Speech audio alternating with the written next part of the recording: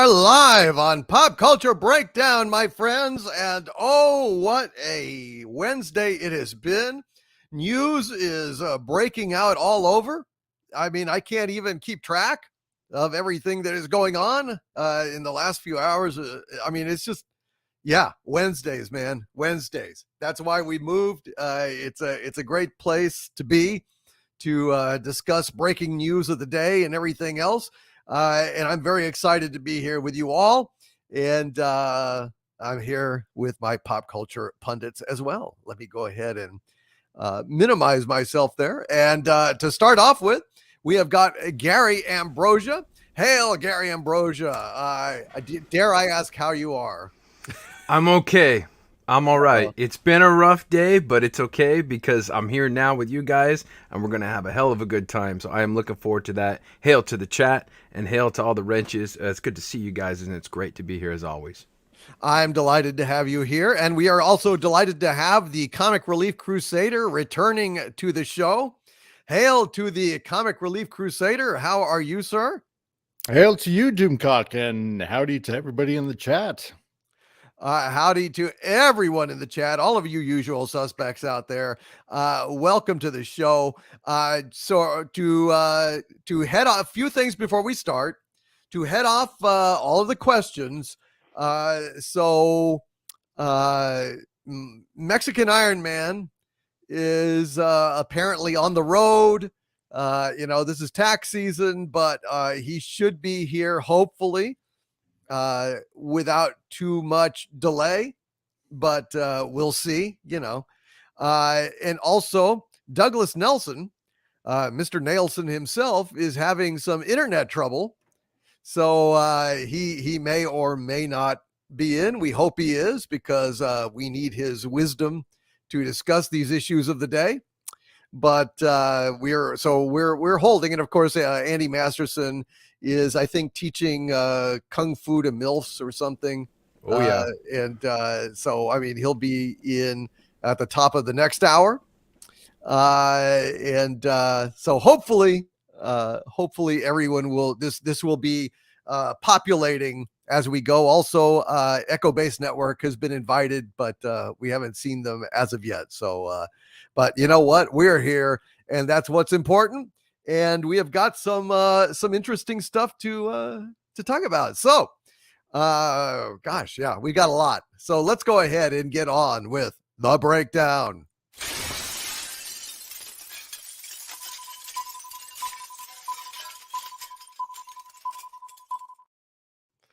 Issue 1.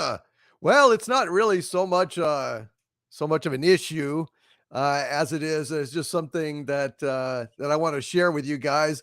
A tribute art by the inestimable Fet for Hire. Here you go. There's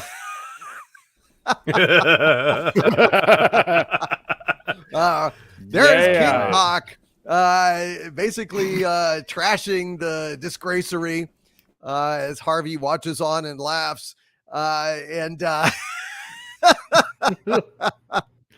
Hail to Fet for Hire. I love this graphic. Oh yes, and Rancor Steve, it appears, cannot make it tonight. So anyway, there we go. King Cock, you know the name of King Cock. I am the bane of Star Trek Discovery, and indeed all Kurtzman Trek, including Pukehard Season 3. Speaking of which, I have a bit of feel-good news to share with you guys. And so I'm going to go ahead and cut right to this, folks. Now, everybody's been saying, well, not everybody. I certainly don't say it, that, that Picard Season 3 is, all that and a, bag of chips or some shit. But how is it actually performing on Paramount Plus? Well, my friends, we have an answer to that question now, and I want to go ahead and share that with you here now, folks. Take a look at this. Can you all see this? Oh, and we've got Mexican Iron Man, our hermano. Hail, Mexican Iron Man. I couldn't let you do the show without me tonight. I am delighted that you're here. Delighted. and absolutely thrilled that you made it just in time to review this list of the Paramount Plus top 10 in the United States. Oh, now, sadly, here's the list of top 10 TV shows: 1923, Criminal Minds, Ghosts. Let's see where. Oh, I got the wrong one here. What the fuck? Huh.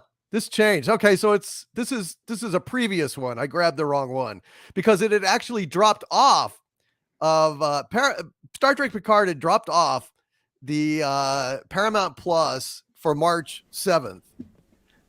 We found that out yesterday, and it wasn't even in the top 10. The bottom of it was The Neighborhood, which is Cedric the Entertainer show. And it had dropped off. I wish I could find. I got to go try and find the. I think this is the wrong day. I think this is the 4th. It was on the 7th. Yeah, if you run it as of today or yesterday, it had dropped off.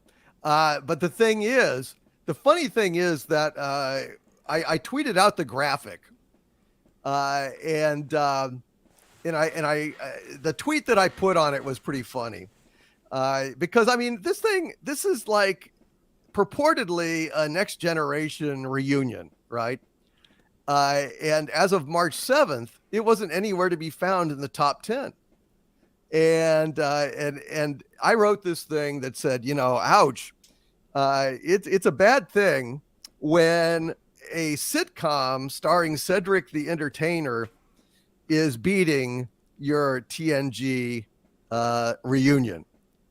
And then I pointed out that Pukehard starts out playing the song, "I Don't Want to Set the World on Fire." And then I said, "Don't worry, you're not." So there you go. It's just a fucking mess, man. Shouldn't that thing be like on there like constantly? I mean, it's brand new. It's being hyped to the sky by all of these like YouTubers and stuff, but apparently, when it drops, it is number 3 on there for a day, and then it drops off the rest of the week. Does that seem like a terribly successful show to you guys? Not really. No, it really doesn't. This is what happens when you've angered the karma gods, and this is your punishment. Well, they have alienated the fan base, and it looks like basically they're not coming back again. I think that largely it's being ignored, but I mean, this is on Paramount Plus. So, I mean, it's promoted. It's in your face. It's right up there. Right. It should be like towards the top, and it should stay towards the top, shouldn't it? I mean, this is Star Trek. This is ballyhooed. This is. Are you using that thing called logic again? I am. If it was indeed successful, but it's kind of like on the day it drops, it can get up to number 3, and then it rapidly drops off for the rest of the week.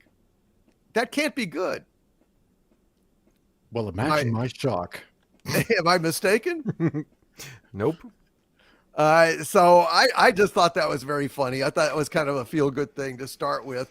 But let's go ahead and get to something that has gotten some people stirred up here, which has alarmed a lot of people. And I want to go ahead and comment on this.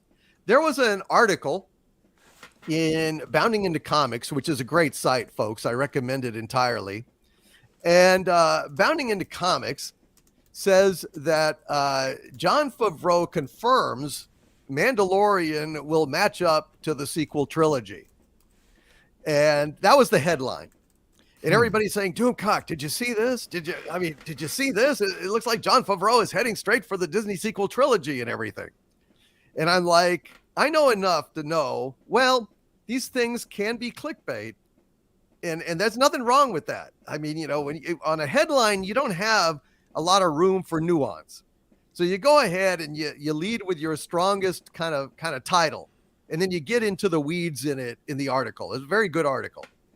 But let me quote from it a little bit for you guys, and we'll discuss what this means. In a recent interview with YouTube channel Movie TV promoting the new season of The Mandalorian, Favreau was asked, "You spoke about needing to have a team to keep track of all this continuity that you got going. Is it a challenge also as a storyteller, knowing where this universe, this galaxy of Star Wars is, like 20, 25 years down the road in terms of the sequel trilogy and having to match up with that?" Favreau answered, "Yeah, it's a little closer than that now. We've been on the air a little bit." Okay, so right off the bat, he's saying, so, it's questioning, is it important to know where the universe is going to be 20, 25 years down the road in terms of the sequel trilogy and having to match up with that? And then he says, yeah, it's a little closer, etc. But now let's look at what he actually says. Like, that was his like off the cuff answer. And then he says, it's interesting because what's come before. And then in our time period, there's also been extended universe fiction. There's characters that have been slowly introduced in Star Wars Rebels like Thrawn. So there's a lot of stuff that's in canon, like canon proper, but I think there's different tiers of things. Okay. So he's basically positing that there's different tiers of canon. There's canon and then there's canon and canon proper, he says. And then he indicates that they look at what's canon based on audience reaction. We really look to the fans to see what they embrace too. It's not like a science. There's definitely a conversation that's going on. So does that sound to you like they're saying that they're heading straight for the sequel trilogy? It seems to me, and I'd like to pass this around, it seems to me like he's saying they're looking at what's canon based on audience reaction, and the audience has hated the fucking Last Jedi and the Disney sequel trilogy. So doesn't that imply that in actual fact, they're gonna pull some shit when it comes to what is actually canon and what is not? I ask you, Mike. Well, Favreau has always been a bit, watching his interviews is a lot like using a decoder ring on a 3D jigsaw puzzle. Right. In my view, every time he talks, it's like you've got to decode what he's saying, what he's not saying. This is a guy who probably should run for office, because I'm like a politician. It's like watching him answer a question without answering the question, but he answers a different question than the question that was asked, and he makes you want to ask him another question that never gets asked. That's what listening to Favreau talk is like. Look, it's pretty clear at this point. If it's not clear now, by mentioning Thrawn, that's the moneymaker right there. That's what the sequel trilogy should have been. Right. Anyone who knows anything about Star Wars proper knows that was easy money. It was a story everybody wanted to hear. It's a story that everybody wanted told. It is the character and the next villain in line. Kylo Ren versus Admiral Thrawn. Are you kidding me? I mean, seriously? Come on, people. So that is that's a great thing. And look, if this thing hits right, but it's like a doom. It's like a self-made doom prophecy.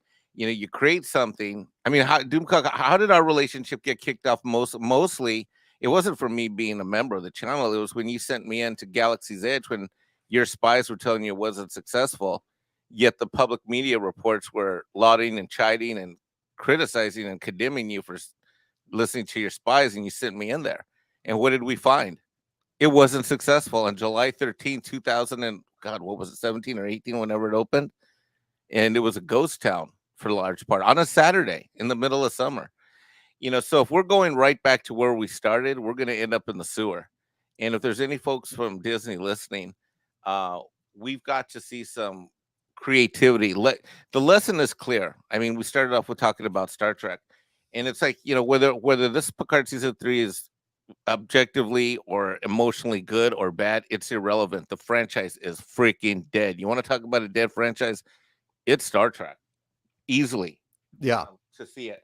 Absolutely. In my opinion, opinion, it is absolutely dead. In fact, I'm not even pissed about. You know what I'm most pissed about? And I don't want to distract. I want to go back to Star Trek from Star Wars, but too much. But I'm really livid. They released a poster for Paramount Plus. My TV dad Shatner wasn't on it.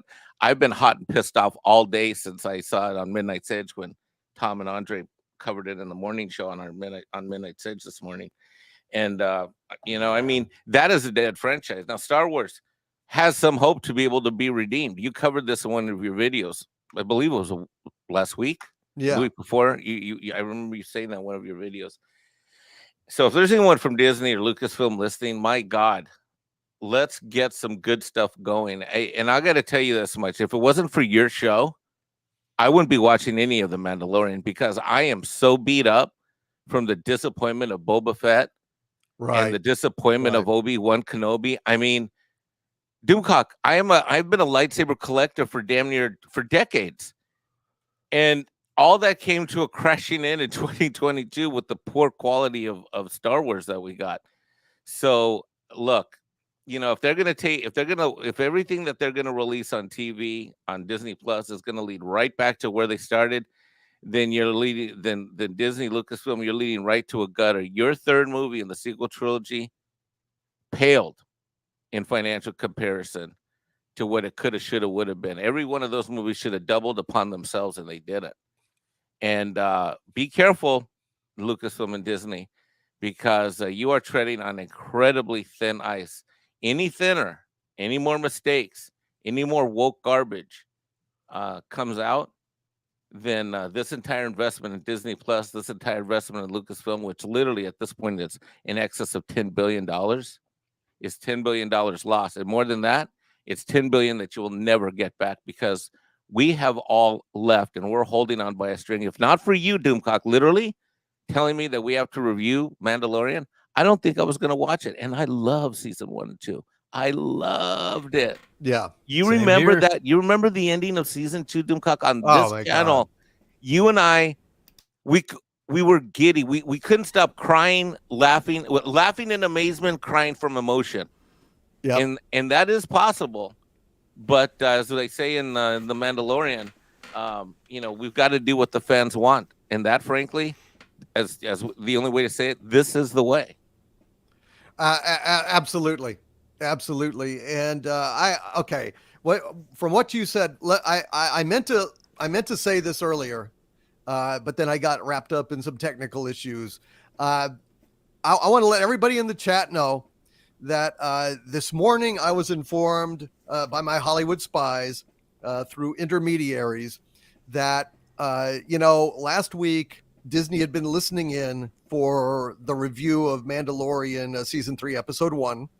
And I told you guys at the time that they were listening and they were interested and that you should use this opportunity to express your true feelings, not only about the Mandalorian season 3, but also about Star Wars in general.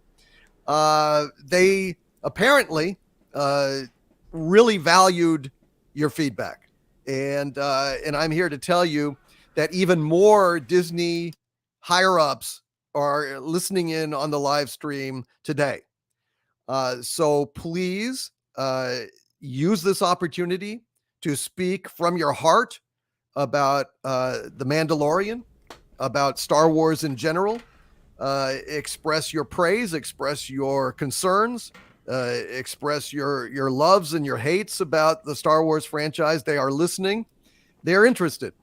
And this is a rare opportunity to truly express your opinions and be heard. I would just say, please don't just be, automatically a dick, and also don't, kiss ass. Just be honest. Just be honest. And we're going to be reviewing The Mandalorian second episode in the second hour.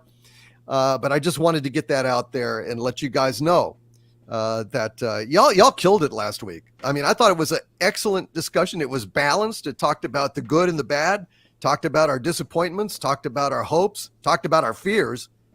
One of the main fears being the damn sequel trilogy is looming and, is coming. And if this shit ties into that, I said it last week. I will say it again. I'm out. I mean, that would be the final straw. If this thing is all building up to intersecting with the sequel trilogy, I want nothing to do with it anymore. I mean, Star Wars will truly be dead to me at that point.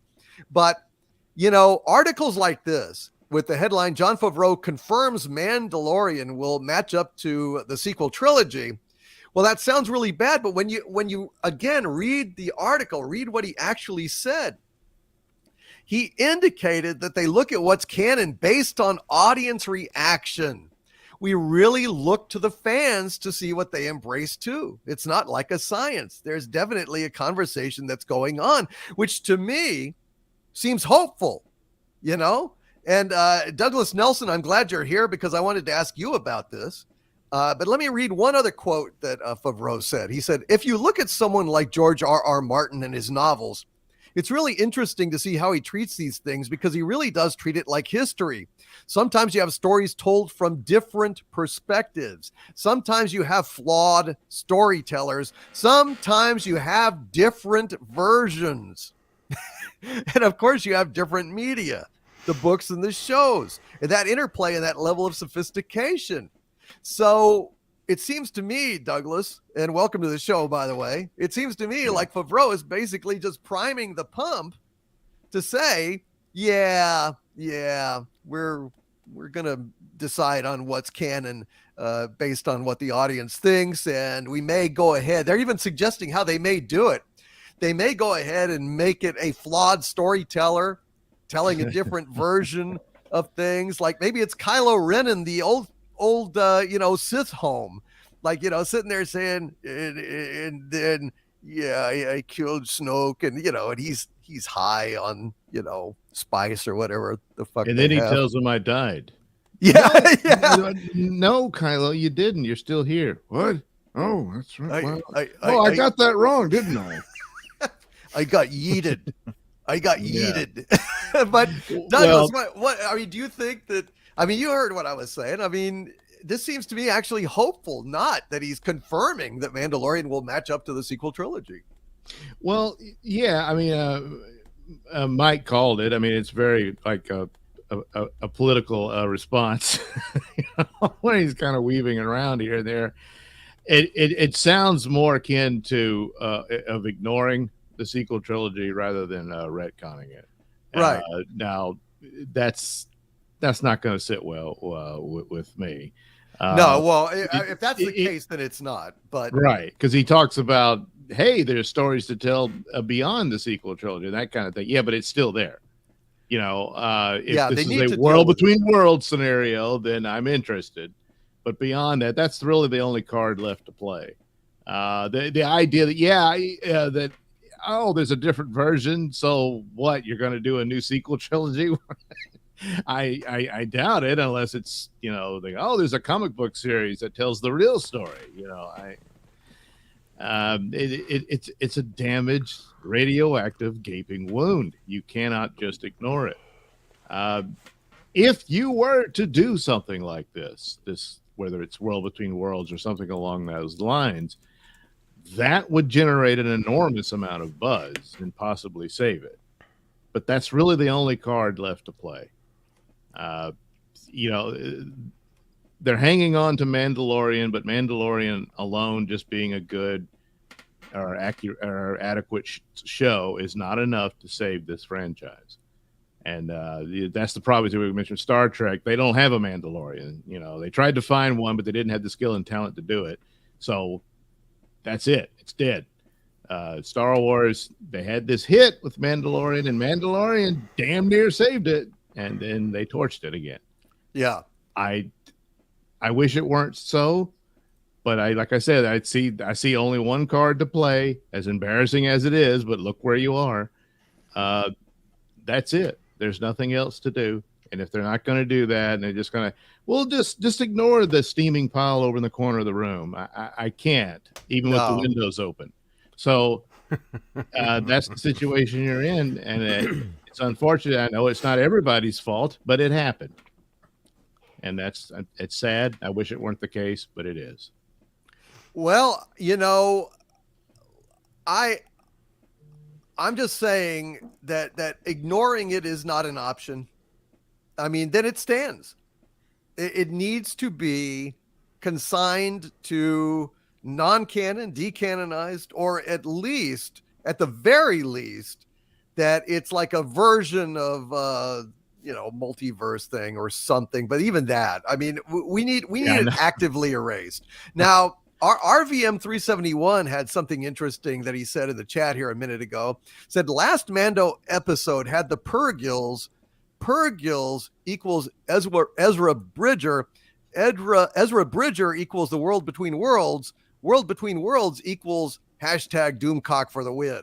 So basically saying, well, it's looking like, the Purgils, Ezra Bridger, world between worlds. It looks like we're starting to see stuff set up for this.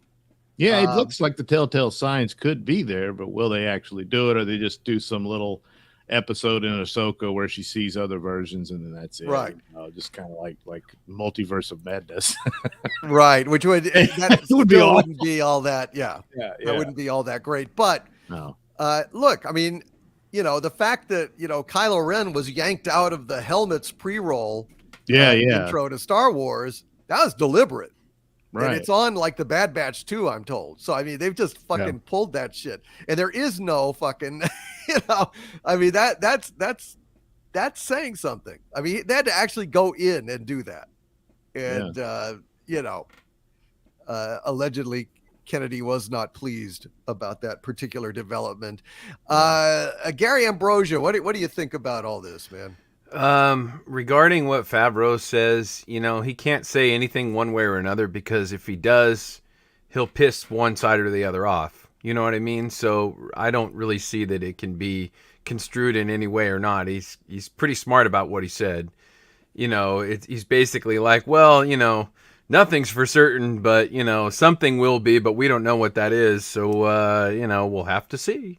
It really doesn't say much, in my opinion. Well, it certainly doesn't say he's confirmed that it's heading straight for the sequel trilogy. But he doesn't deny it either, so it's nothing. You know what I mean? Really, to me, This is just my opinion. I mean, I call it as I see it. He can't say anything about it.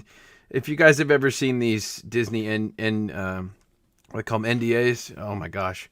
It's like for life. They got you locked down. So you can't say a word about any of this stuff. And if you do, boy, may the mouse help you. But really, he can't say anything about it. He can't one way or another. So he has to kind of say these things. It's like, well, it could go this way. It could go that way. We don't know. We're not even sure yet, but we do care about the fans. And, at least he's saying that. I mean, when do you ever hear anybody else say that? We're listening to the fans. We care about what they think. So that's good. I think you bring up an excellent point about how Disney and Hollywood works, which is as long as Kathleen Kennedy's there can be no overt statements that would publicly embarrass her. No way. No. And also, I mean, I think that Jon Favreau, look, this is a struggle. We know that this is a struggle. And already Favreau has been screwed repeatedly by the firing of Gina Carano, which was not his fault. And then by completely disrupting his storyline for Grogu, and now he's having to work around that, and that also is not his fault. So he probably also doesn't want to commit. Like, I know that they're going to try to do this thing, but if he fails, he doesn't want to have egg on his face, and be publicly embarrassed. I mean, it's kind of like, you don't really broadcast. Yeah. We've got a dead guy that we put fake credentials in his jacket pocket, and we're floating him towards Germany. So hopefully, right? We don't want to betray our strategy. But what is this, buddy? Poke. What do you think about this Comic Relief Crusader? Any opinions? Yeah, I have an opinion or two. You know what? Love is a funny thing. Because it's love that made Star Wars what it is, right? It wasn't just the fact that, the special effects when it first came out back in 77, and then 80 and 83, it wasn't just the special effects. It wasn't just the stories. It was the fans that made Star Wars what it is, even today. And fans are passionate because they love this story. They love this immense space opera. They love the characters. And when you have somebody else injected, like, for example, Kathleen Kennedy, that injects essentially her into the movies, not what the fans want, well, this is the outcome that you get. Everything drops like a stone in a very deep pool. So I'm reminded of an article that came out on the 23rd when Favreau spoke to Total Film, and he was asked about the end point that was planned out for The Mandalorian. And he did mention, that he really doesn't have an ending per se for The Mandalorian in mind. Now, I found this kind of curious because it's either one of two things. It's either that when one writes a character and they write them so well that either the character ends up writing themselves, that the story ends up writing itself as originally planned to a story that you might have, or Favreau is biding his time very carefully to see what's going to happen within Lucasfilm with Kathleen Kennedy, with a lot of elements that have, how should we say, corrupted Lucasfilm to the point where it's at now. And I think Favreau is playing a very long waiting game to see what's going to happen. And I think we're seeing tiny little elements here and there of where he wants it to go from a fan's point of view. And like what you said before about listening to the fans, he is listening. He wants to give the fans that fan service because he knows what makes it work. He knows that the only way to bring in that income, that revenue, is by giving the fans what they want. And a lot of the other productions that have come out have not done that. I think he's biding. No, I think he's biding his time to see what's going on. And then once he's in the proverbial clear, pow, he's going to hit everybody hard and fast between the eyes and tell everybody, okay, this is what we're going to do. And that's what I'm hoping for. This is what I'm hoping for. I think he's just being very careful about what he's saying and how he's saying it, and just really biding his time. I think that's good points. I think that's good points. And I wouldn't be surprised if he wasn't listening tonight. I mean, he might well be. I mean, he really is listening, and I think that I think he's well steeped in Star Wars lore. I think we got a lot of elements coming out of the EU and ancillary products. I mean, there's a lot of Easter eggs in these episodes. I mean, you can't tell me a guy like him doesn't care about the fans and doesn't care about real Star Wars. For him to have gone through what he went through in order to shoot that scene, keep it secret, limit the access of people on that scene, and then to release it for all of us. Do you know how much pressure at night? That is not something frivolous or trivial, because either way, he was getting the same paycheck. It's what he did with that paycheck for us at when season 2 ended. And I got another point I just thought about listening to all you guys talk on the panel, which is that it's not a big deal to let the sequel trilogy go away, Disney people. You know why? Here's why. Because you paid over $4 billion for this thing called Lucasfilm. And guess what? Along with all of that with Star Wars came something called the extended universe. And you didn't mind, in a heartbeat, erasing all of that. Decade upon decade upon decade, book upon book, comic book upon comic book, story, novels, over and on. Literally a plethora of intergalactic material that you paid over $4 billion for. Yeah. And guess what? You decided in a heartbeat, on a whim, to decide that it didn't matter anymore. None of it mattered anymore. So guess what?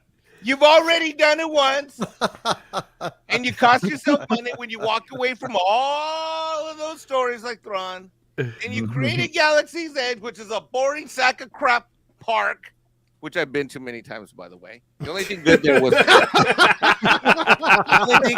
You know what I love about? It's not so. You know what my Brutus. favorite part about Galaxy's Edge is, Doomcock? When I go there with my sister, God, I love my sister. She drags me there every time I'm in town. All right, you know what I love about Galaxy's Edge? Leaving It's it? the only part of Disneyland that's never fucking crowded. Hey, It's never crowded. I can walk around. I can get It's in like the movie bathroom, theater. I can get to the food. I can go over there. I want to build a lightsaber. No problem. Don't have a reservation.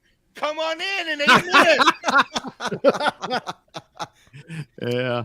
Yeah. Wow. Well, Well, breathing room. you know, the thing is that even if ultimately Favreau wins, will it be too late by the time he does? I mean, I'm kind of Well, I think already we should there. revisit that topic after we talk about the Mandalorian in the next hour. Yeah, yeah, well, okay, we're yeah. going to review it in the next hour. That's a good question, but we know what isn't working, and what isn't working is what they're doing right now. Right. Because I got Yeah. some breaking news from yesterday or maybe the day before. This was published. I think it's WNT.com. Says breaking Star Wars Galactic Starcruiser cutting down to 2 voyages per week this fall. Oh 2 no! voyages per week this fall. Disney has announced, according to this article, that the Star Wars Galactic Starcruiser 2-night immersive adventure will only operate twice per week starting in October. The change, hey, the change comes after months of disappointing occupancy. The Galactic Starcruiser debuted just over a year ago, and while bookings were at capacity for a while, the current operations had reached a point where there were only enough guests to fill 1 dinner service. Low occupancy cruises were being canceled, and rumors indicated that Disney was opting not to renew many entertainment cast contracts. They began offering discounts to Disney Vacation Club members and cast members recently as well.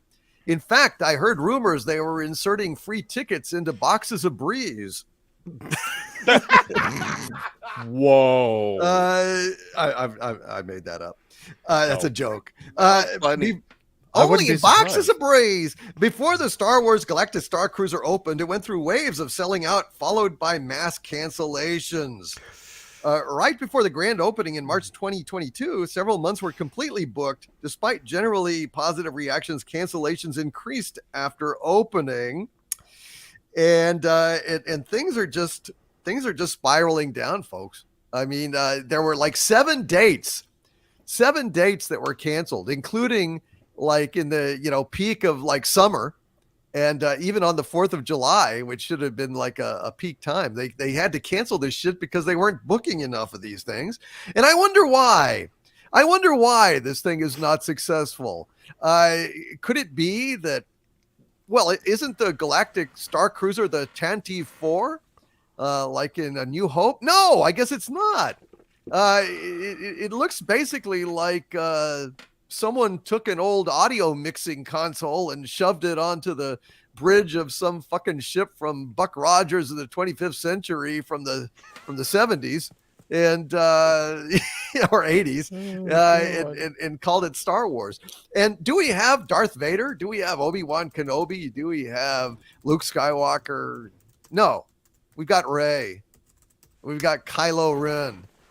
Same shit with Galactic Starcruiser Hotel. And the fundamental error of all of this was listening to Kathleen fucking Kennedy when she told you guys at Disney, do we really want to appeal to a bunch of 50-year-olds? Let's go ahead and appeal to the new generation, the ones that allegedly love Rey and Kylo in the sequel trilogy. Apparently they're not showing up. Apparently they didn't really love it all that much. We love it a lot less. So that's why we're not going. And, of course, older Star Wars fans are the ones with all the money. But hey, let's not appeal to them. Let's go ahead and put this thing in Kennedy's Star Wars, which really has just been a spectacular underperformance. Mike, Yes? what do you think about this shit? I find it absolutely freaking hilarious. It's like everything they touch never can turn to gold. I mean, Galaxy's Edge we just talked about, and the Starcruiser Hotel. Same thing. It's the same exact thing. It's the same thing. Let's come up with something new. I mean, here's the thing. If you're going to come up with something new that does not have Star Wars DNA, you should have just come up with your own IP and built around that. But they can't because they're creatively bankrupt. Right. And look, I make enough money that I could go to this Galaxy's Edge thing if I really wanted to. But, you know, I mean, I asked Max, when a 10-year-old is not interested, well, he was 9 last year when I asked him early last year. I said, when a 9-year-old is not interested for his birthday to go or for summer vacation, I mean, at all, and he's 9, and I don't talk to him about any of the YouTube stuff that I do online. I let him figure stuff out for himself. I mean, when a 9-year-old doing his own research at school and on YouTube Kids or whatever, you know, here's that, you know, things like Disney Plus is awful and this and that. I mean, come on, that tells you everything you need to know. But yet, meanwhile, I mean, this is a kid that, you know, likes the original trilogy movies, which just baffles me because I look at how much graphics and movie production has advanced in the decades since the original trilogy came out. And it just baffles me that good storytelling endures, Doomcock. I mean, that's something that we always cover in the last hour of the show. Good storytelling endures. And that's what they need to do. And the fact of the matter is there wasn't good storytelling at the Galactic Starcruiser, because if there were, then the people that have $5,000 to go for a couple, you know, 2 or 3 days on vacation, they have friends and family that also have that amount of cash to go. And guess what this means? This means that people went and there was no positive word of mouth. Yep. Right? I mean, yep. It's not like people with this kind of money don't know other friends and family with kids that have that kind of money. They do. Yeah. But there's nothing to fire the imagination. Nope. In the, you know, Batu or the sequel trilogy. I mean, this is a dead end. This is a cul-de-sac of IP doom. Me and Echo Base Network and Loki at the convention in Nashville. We offer better lightsaber training than I saw in the videos for this Galactic Starcruiser. I mean, that's just sad. Yeah. Wow. Yeah, it's a disgrace. Gary, are you surprised that nobody wants to go and stay at a fucking experience that's centered around the Disney sequel trilogy? You know, I'm reminded of the scene in This Is Spinal Tap when Marty DeBurgi is asking the manager, Ian, you know, these guys used to sell out, you know, 20,000 seat venues. Now they're down to about 5,000. Why do you think that is? And Ian says, well, I think it's not a matter of the popularity going down. I believe it's just the audience is more selective. Right. Not my joke, but it is funny. At least somebody laughed. Jeez. Okay. Come on, you fuckers, drink, man. Boom, bam. Anyway, yeah, it's like, you know what? I'm thinking about this too, Mike, as you're saying all this stuff, because I've never been to the parks, the Star Wars parks. The thing that's disappointing about it to me is that from all the images I see, it's so close to what we want. You know, it's almost Tatooine. Yes. It's almost the original Millennium Falcon, but you look at it and you're like, eh. Yes, that is exactly what it's like. You were this close, you know, and you know, how cool was it back in the day, you know, when you could get on Star Tours and you saw R2-D2 and C-3PO and it felt like a legitimate piece of the original Star Wars trilogy. Well, that's the funny thing, you know? because Star Tours still exists and they have different rides now than the original ones that came out, yet that's in Tomorrowland, and that is awesome and amazing. I'll tell you this much. Right. That Star Tours ride that I just did last year when I went was 10 times better than that Millennium Falcon piece of crap ride. Well, but that's the sad thing about it is you go into these places, there's a cantina, but it's not the cantina. No. There's a Tatooine, but it's not Tatooine, it's Bantu-ine or whatever the fuck it is. Batu. Yeah, it's like, you know, it's like, let's change it just a tiny bit. Why? We don't want that little tiny bit change. That's what makes it really bad. I would like to go to Tatooine. You know, my children, if I had children and I raised them on Star Wars, which I probably won't, they would like to go to Tatooine. I'm sure of it. That's what all the kids want to do. They want to go to the places that they saw in the movies that they actually cared about, not the new stuff. And if the new stuff would have been popular and good, maybe this would have been, you know, successful, but it's not. And it's just another telltale sign that people don't really like this Star Wars. They like the other real Star Wars. Right. Well, this article actually, this is pretty funny wrap up to it. It says, while the reason for the falling demand isn't clear. Yeah, not clear at all. The audience is just becoming more selective. Yeah. Disney has mentioned plans in the past to address what happened when interest runs out. Discussions have been conducted regarding adding holidays, changing the plot, or even adjusting the timeline to allow for the inclusion of other characters. And filing for Chapter 11. And pairing it with Galactic Starcruiser Hotel and Puppet Show, which they think is really going to help. I told them once, I told them 1,000 times. Galactic Cruiser, then Puppet Show. Right. The other way around. Yeah, but they can't get it straight. They can't get it They straight. should buy Chuck E. Cheese. Yeah. And then they lower a Rancor onto the stage, but find it's only 6 inches high, and it's like, no. Well, they do have hand in hand with Muppets. Yeah. What's the problem? The Rancor was in danger of being trampled by a fucking Jawa. That was what the problem was. Hi-ho, Rancor the Beast here. Douglas, what any comment on this latest crash of the Galactic Starcruiser Hotel? Yeah, I'm stunned. I mean, my God, what went wrong? I can't imagine. You know, I mean, good Lord. You know, it's like, hey, you know, quoting from Gary, you know, nobody cried when Kylo Ren died. Everybody cried when Darth Vader died. That's right. So that's the deal, you know. It's just, I mean, you bought a classic. You might want to use the classic. You might. I mean, it's just that's one of the things that no matter what happens, this will go down in history as one of the most bizarre, you know, incidents. I mean, and there's a lot from Hollywood history of, you know, weird tactics and things they've done over the decades. But good God, is this incredible how bad this has been handled overall. And it's just, you know, even now, it's just mind-boggling. And the massive amounts of money flushed down the commode over this, just because a particular princess wanted her tea set a certain way, you know. And right. I mean, it's only going to get worse in retrospect, also, you know. Yeah. As we go further on in time, people are going to be like, "Geez, what the hell were they thinking?" Yeah, you know. Well, you saw there's protests organizing around the loss of Splash Mountain. They could close the Galactic Starcruiser tomorrow. I can't wait to not see that protest. No, nobody would protest. Nobody that. would blame. No.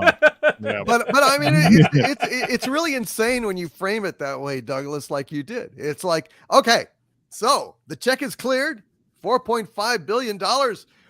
We now own Star Wars. So what should we do with it? Well, first thing, we don't want to like do anything with that old shit, do we?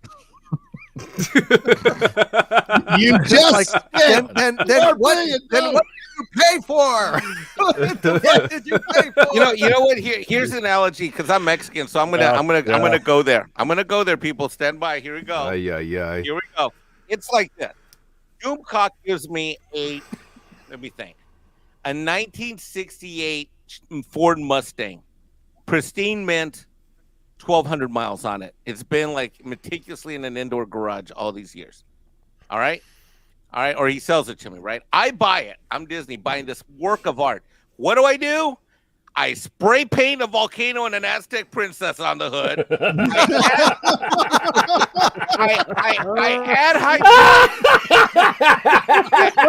I get a hydraulic lift kit. Yeah. I put some fuzzy dice on the mirror. I swap out the horn. Low rider. And so I can make money on the side. In the trunk, I put a taco and tortilla warming grill. That Nice. is essentially what Disney did to Star Wars. Yeah. Right. Oh, and spinner rims. We don't want that old Ford Mustang. Oh my God. We want spinner rims. That's what the people want. Oh, jeez. That's right. While playing And Adele. also, really, fuck that vintage cherry red paint. Let's go ahead and paint it gray. Right over it. Yeah, no, with Paint the it silver volcano like a and a naked Mazda. Aztec and a volcano and the Aztec princess on the hood. Don't forget about Yeah, that. and the Hot. volcano. Yeah, we won't paint over that. That's a work of art. No. That's Hot sacrosanct. neon green. Oh my God. Isn't that a good one, Gary? I'm dead, dude. That's I'm pretty dead. much exactly You what killed they me. did. The Comic Relief Crusader. Anything you would like to add to this? Oh my yes. Okay. $4.5 billion, huh? That's what I Well, hear. Yeah. Let me think about this. And Kathleen Kennedy said they really don't have any source material. You have thousands of years of source material in galactic history, you boobs. God, really? Yeah. You could have pulled a plethora of stories. You could have gone back thousands of years of galactic history into the Old Republic. You could have continued with much of the Dark Horse stories and continued from there instead of putting out this vile abomination of this end trilogy. Oh my God. You know what my daughter calls Kylo Ren? Okay, she's 13 now. What she calls Kylo Ren, because she loves Darth Vader, right? He's dark, and in her words, he's scary. Okay? She would never want to run into him in a dark alley. That is a villain. My daughter calls Kylo Ren the Chinese knockoff dollar store discount friggin' figure of a character. Yeah. This is how she sees Kylo Ren. Yeah. She loves Darth Vader because he's a badass. Okay? He is big, he is large, he is imposing, but Kylo Ren is like, no, you know, like she said, God, even I could take this like putz on. Well, Ray certainly could. What are you doing? You have these legacy characters that made billions of dollars over the years. You have a history, a literal history of all of these characters that everybody has fond memories over, that gushes over them. I don't hardly see anybody dressing up as Rey, the Wonder Jedi, or Kylo Ren, the knockoff friggin' Darth Vader. Everybody wants to be Luke Skywalker. Everybody wants to be Boba Fett. Everybody wants to be any of the other characters, Darth Vader. They want to be stormtroopers. They want to be a clone trooper. They want to be Han Solo. God, they even want to be Chewbacca. And, you know, for the little kids, I see them constantly dressed up as Ewoks in conventions and stuff like that. Nobody wants to be this piece of crap trilogy that came out over the past 10 years. Nobody, next to nobody, I should say. You know, there are a few, but there aren't many. There aren't. For the love of God, Disney, wake up and listen to the fans. This is how you make your money. You pander to the fans, give them everything that they want. Don't try to make something new out of a recipe that was already perfect. For God's sake, you spent $4.5 billion. You have the stories all there waiting for you. Use them. It's easy money. Yeah. And that's what I mean, it's like Mexican Iron Man, would you say that Lucasfilm has a plethora of material for as far as the EU is concerned? I would. Mexican Iron Man, do you even know what a plethora is? That would be, as we say in South Carolina, a whole Shiite load. There you I'm go. He sorry. does know, in fact. He does. I know, should in have fact. used cornucopia. You know, you Yeah. guys keep using this word. I don't think it means what you think it means. Exactly. Little bit of that old. Isn't that from the three Three Amigos. Ah, see, somebody cares about movies on this panel. You know what? Somebody cares about movies. You know what? I'm still mentally disturbed from Shatner not being on the latest Paramount Plus. Yeah.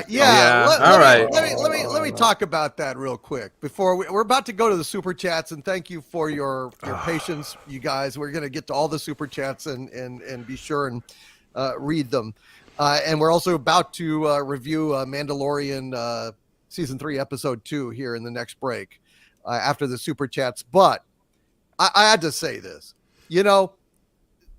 even today, when they're allegedly trying to appeal to fans again, old Terry Matalas and everything, and yet they have still the disrespect and the balls to release a graphic proclaiming Star Trek on Paramount Plus, and they completely leave off Captain Kirk.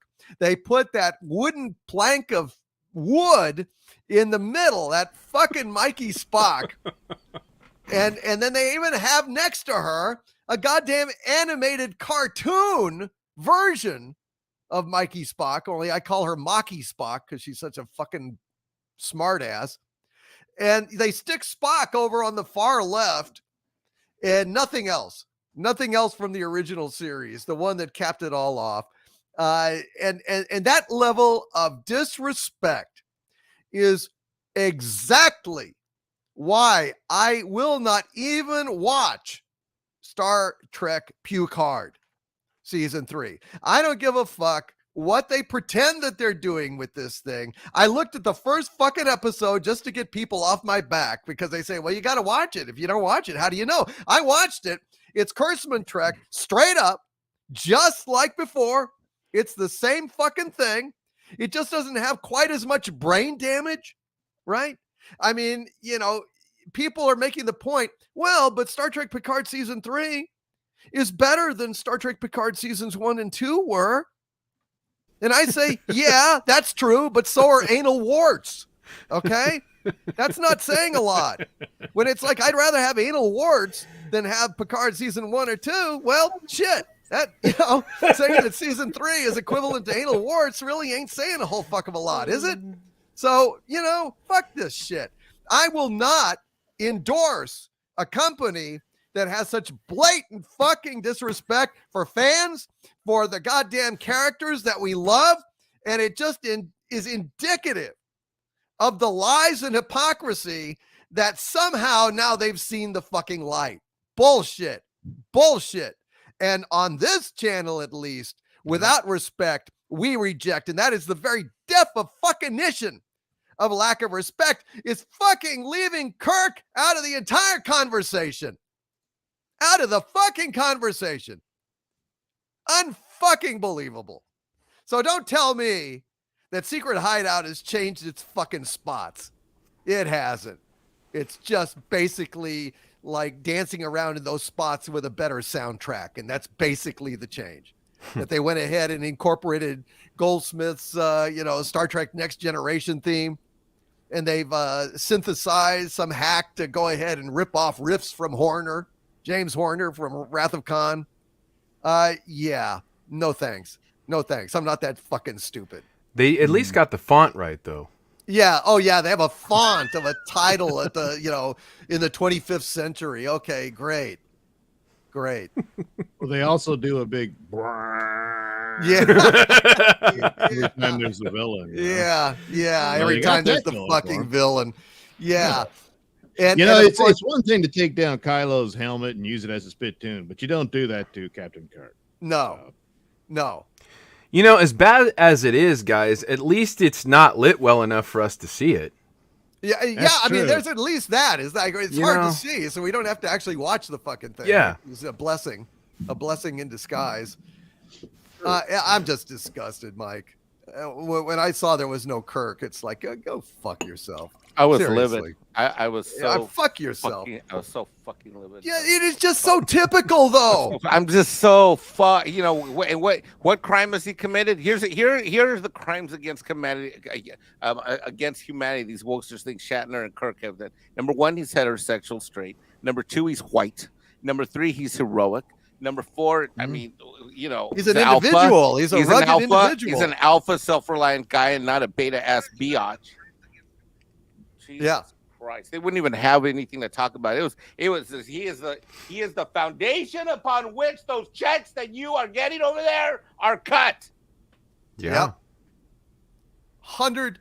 Sometimes I wonder. I don't know if I would have gotten out of my childhood if I hadn't watched the freaking Star Trek reruns twice a day when I was a latchkey kid at home by myself without a father figure, knowing that my dad had run out on. You know what I mean? My biological dad ran out on me. I hungered for a dad. I had a great mom who was a single mom, worked her ass off, but I thirsted as a young kid for a father figure I could look up to, and that's what I found twice a day on KTVU Channel 2 on those reruns when I was by myself at home after school. There was one in the afternoon, and then I'd stay up late. My mom was already at her second shift job on graveyard shift, and I watched it again. And that man in those stories helped raise me kept me from doing God knows what else I could have done as a latchkey kid on the streets in the afternoon or at night, because I thirsted for those shows.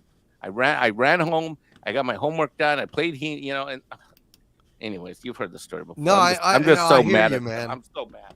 I hear you, and I agree entirely, dude. I agree entirely. So fuck them. That's why I'm not supporting their little bullshit, and I'm glad that it is not setting the world on fire. Of course, I didn't think it would after all this damage. Let's go ahead and get to some of these super chats and hear from our wonderful folks in the audience.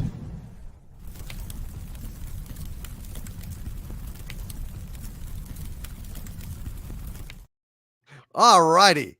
Let's go ahead and Cesario JPN with a $10 super chat. Thank you, Cesario. Says Wokies. April O'Neil was a black woman. Look at her permed hair. The new Rogan cartoon is right. Me. Points to 80s films and TV shows like The Terminator and Family Ties with white women with perms. Yeah. The ginger side continues as no ginger can be left standing. Even though they are among the world's biggest minorities, actual redheads. But yeah, we're going to go ahead and eliminate them from as many TV shows, movies, comics, etc. as we can, and shitty remakes and reboots that are basically racism just concealed under a layer of woke, which is always the case, actually. Just a sub 32 with a $9.99 super chat. Thank you. Just a sub 32 says, I don't know about you guys, but doesn't Mando season 3 so far feel like 30-minute video game cutscenes? I guess it makes sense since Kennedy is on record saying the shows are inspired by video game narrative. Well, Kennedy wouldn't know what the fuck she's talking about. This is John Favreau's show.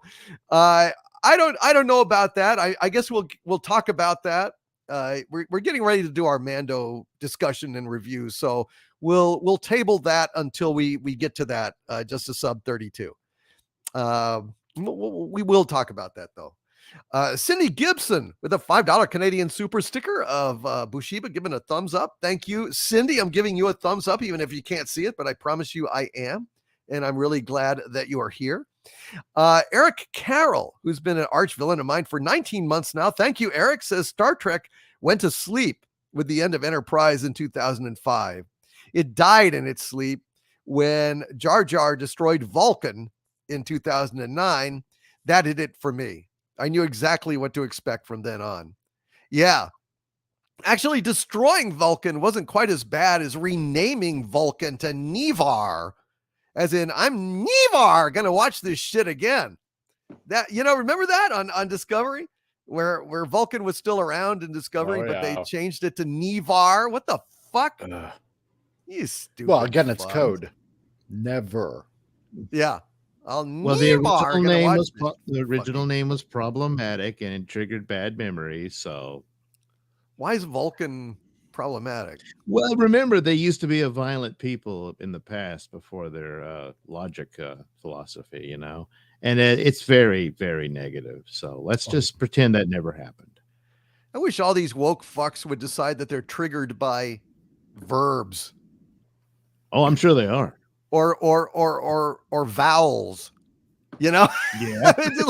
which is like them all just to be constantly on the ground, like Kirk getting disciplined on, Gamesters of Triskelion. You know, just like That's what it is. They would love to have those collars. You know? Yeah, I'd love it too. Miss Vanna, I'll take an E. You are not Morg. You are not iMorg. Padre with a $9.99 super chat. Thank you, Padre. Says, I do think it's hilarious how many YouTube channels are predicting the same thing I did about Grogu getting the dark saber. To be fair, though, that prediction is at least 1 year old before mine. Yeah.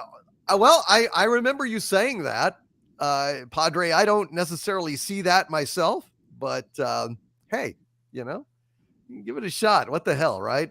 Well, we'll keep an eye on that prediction, brother. But I don't know. I don't know about that. The whole Grogu thing. Well, I don't. I have a lot to say about this next episode, and I'm looking forward to it. I'm going to let everybody on the panel go first because I don't want to influence the conversation. I really do want everybody to be just as honest as you can be for those folks out at Disney. I think it's important. Listen, when a company's willing to listen to us, we should be honest. We shouldn't take the opportunity to just, throw shit at them. Nor should we kiss their ass. We should just speak from the heart and hope for change, because it was obvious from what John Favreau was saying in the article that he's listening, and that fans to a large extent will determine canon moving forward. And I find that very, very promising. Franco de Jefe 7 with a $5 super chat. Thank you, Frank. Says, hail my Lord and PC cast. Love the show you guys bring in every Wednesday night. Also, I am cleaning my guns while listening to you guys. Keep it up. Franco de Jefe 7. And Michael Maloney, who's been a Dumentite of mine for 39 months now. Thank you, Michael. Says, Mando episode 1 and 2. 1 felt like it was reworked due to Gina being fired and derailing the planned story arc. I could not agree more, Michael. But like I said, I'm going to get to all of that. I think you'll like what I've got to say, though, Michael. But yeah, a very, very good point.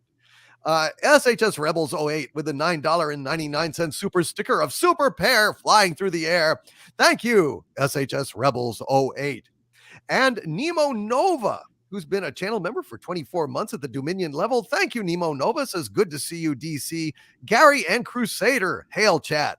Hail, Nemo Nova. And by the way, she sent this before Douglas and Mexican Iron Man appeared, so she wasn't discriminating against you guys. Hail to you. Y'all were, we might tardy, but that's all right. I know you were struggling, both of you, under difficult circumstances. Technical difficulties. Yes, absolutely. Warachi has been a Dumentite of mine for 12 months now. Thank you, Warachi. He says, Star Trek used to be about hope, about faith in humanity's potential, about exploration of what makes us human. It ended with J.J. Abrams. Yeah. J.J. Abrams, man, is a snake oil salesman of the first order. I mean, his superpower is timing. Jar Jar Abrams' superpower was timing. He manages to be the director of the first Star Wars in a long time, and then claims credit for it being so successful when you could have literally had it directed by a very gifted Cocker Spaniel, and it would have had the same result. It wouldn't have mattered. Well, I think what the effects were. People were waiting for it. They were hungry for it, and by God, they were going to go, no matter how much it stung. So, Well, it's true. His star is falling. Yesterday, it was announced, and we talked about it on Midnight Edge After Dark, that Deadline released an article that J.J. Abrams' Bad Robot did a press release announcing they're teaming with Broadway's Ambassador Theater Group for stage Broadway plays. Yes. Now they've moved up Broadway. Oh my God. How are they going to put I answered my own question. I mean, now jazz hands are going to be have lens flares on them because they'll have the sparkles on them, they have on disco balls. It will be like Star Trek for the Trans Musical. It's gonna be fabulous. That's right. You'll be swell. You'll be great. Oh, God. Jesus Christ. Yeah, but but then he did the same thing on Star Trek, where it was the first Star Trek movie in quite a while. So of course it was going to be more successful than average. He got in first. He takes the credit. He leaves the ground salted and barren, like a bunch of locusts. And then that swarm of locusts flew over to Star Wars. Into The Force Awakens, did the same fucking thing, man. Same fucking thing. It's eerie because look at it. Look at the facts. You had Star Trek 2009, which succeeded very well. What was the next movie? Star Trek Into Darkness, one of the worst fucking things ever made in human history. I honest to God, it's one of the worst films. I coined the phrase "fractal of shit" to describe that movie. Because no matter how much you drill down into it and try to find everything that's wrong with it, you can't. It is a bottomless well of fractal shit. And the deeper you go, just more shit multiplies. I tried once to catalog everything that was stupid, inconsistent, riddled with just fucking moronicity. And I couldn't. It was impossible because I did this long list and posted it, and somebody said, "Well, what about this?" And I'm like, "Don't," Yeah. you can't do it. That's a movie where the title says it all. Yes, it really is. Then you look at the darkness. Yes, and then you look at the Force fucking Awakens, right? And what was the next movie after that? Right, The Last Jedi. It's like Jar Jar Abrams is a cinematic antichrist, and he's like a swarm of locusts, like a pestilence that settles on fertile ground, eats all the crops up. So of course, the profits are amazing, but then flies off to the next fucking franchise to strip off and fucking leave the ground salted, full of dead husks, and my God. Over and over and over again. So he's the 10 plagues of Exodus. Yeah. Yeah. It's more like Exodix.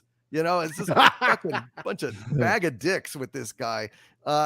Disney, don't hire this guy again. I mean, look at what he did. Anyway, Cardinal Sin with $1.99 super sticker of a pair saying, "Hey, you." Thank you, Cardinal Sin. Hey to you. And by the way, tomorrow, is Cardinal Sin is having a double episode of Beyond the Fringe. It's his 100th episode, and it's also his birthday. So I hope you guys will pop in and say hi to him. He's a good guy. And I'm going to try to swing by towards the end of the show. I have a commitment, but I'm going to try to swing by. Just to let you guys know. Morris with a incredibly generous $99.99 super chat. God bless you, Morris. You're an executive producer on tonight's Friday Night Pop Culture Breakdown, excuse me. And Morris says, Katie Sackhoff killing it as Bo-Katan. Strong woman without being woke. Katie Sackhoff is a national treasure. She's wonderful. I loved her as Starbuck. I love her as Bo-Katan. I will watch her in anything. Good casting there. Good casting. Don't say I said so though, because then KK will get rid of her. Just like Gina. Thank you, Morris. Dude, I agree with you entirely. She is amazing. God, I love Battlestar Galactica. She was fantastic. Yeah. The Ginger Menace with $2 super sticker of Bushiba giving a thumbs up. Thank you, the Ginger Menace, and hail to you. I'm giving you a thumbs up, Mary Ashmead, and I hope that you are feeling better. We will touch base. We need to. I want to see how you're doing. Hope you're doing better. Michael Beacom with a $10 super chat. Thank you, Michael Beacom. Says, got to see some Pukehard 3 while watching someone else's stream. All I saw was phaser fire, explosions, and other pew pew in the dark. They call that Trek-like? Buck Rogers-like, maybe. Hey, Buck Rogers was better than Pukehard season 3. Right. I mean, Thank you. Let's be fair. Please. Yeah. Let's be fair. Sean Carter with a $5 super chat. Thank you, Sean Carter. Says RMB reveling in member berries and other shills have been proven wrong. Wondering if some turncoats are now scratching their heads in confusion. I have no idea. I honestly have no idea. I don't know what to think. I don't know how they could be looking at this shit and be saying that this is Star Trek. I mean, it really is bizarre. It's beyond my comprehension, and I have pretty good comprehension, but I don't know. I don't even pretend to guess. It's like, okay, y'all have thrown in your lot with secret hideout that has made it not just their hobby, but their profession, their passion, their calling, their life's calling to destroy Star Trek as we know it, 100%. And y'all are like chiming in, and I don't know. Okay, well, to each his own, I guess. I don't know. I guess I don't know. I give up. I don't know. All I know is I don't support it. I don't watch it. It's garbage. I reviewed the first episode just to be done with it. And then the so-called new direction for Star Trek is little promotional posters without Captain Kirk on it. So much for that. Toddzilla with a $5 super chat. Thank you. Toddzilla says, don't care how many people love Pukehard, I won't watch season 3. They squandered the first 2 seasons where we could have had an actual good reunion. Hey, man, I agree with you entirely, Toddzilla. And don't forget that the same shit that happened in season 1 or 2 are still canon over there. And I'm not going to watch it. I will not support that garbage. Andres Antonio Gonzalez Caceres with 150 Uruguayan pesos. Thank you, Andres. Says, hail Doomcock. About Picard, all the portable portal Stargate shots from Picard season 3, episode 3 battle are shots of the Supergate from Stargate SG-1 episodes. Wouldn't surprise me, man. Would not surprise me. These guys, they're even repeating themselves. There was a great article I wanted to talk about tonight, but I don't think we're going to get to it. I'll do it later. Saying that basically, in the broad strokes, Picard season 1 is exactly like Picard season 3. That they're doing beat by beat the same shit, the same elements. It's pretty embarrassing, honestly. Michael Maloney with a $5 super chat. Thank you. Michael says the place to look to see what's happening in Star Wars is the Bad Batch. Yeah. No, I've heard interesting things about the Bad Batch. I haven't had a chance to look at it yet, but I will eventually. I'm just extremely busy here, but I've been watching Mando for sure. Roadhog1167 with a $4.99 super sticker of the Invisible Man. Thank you. Roadhog1167. We really appreciate your contribution, my friend. Toddzilla with a $5 super chat. Thank you, Toddzilla says, I said back in 2012 when Disney bought Lucasfilm, Favreau should have been the new director. I still am sticking to my guns that he can save it now. God, I hope so, man. I hope so.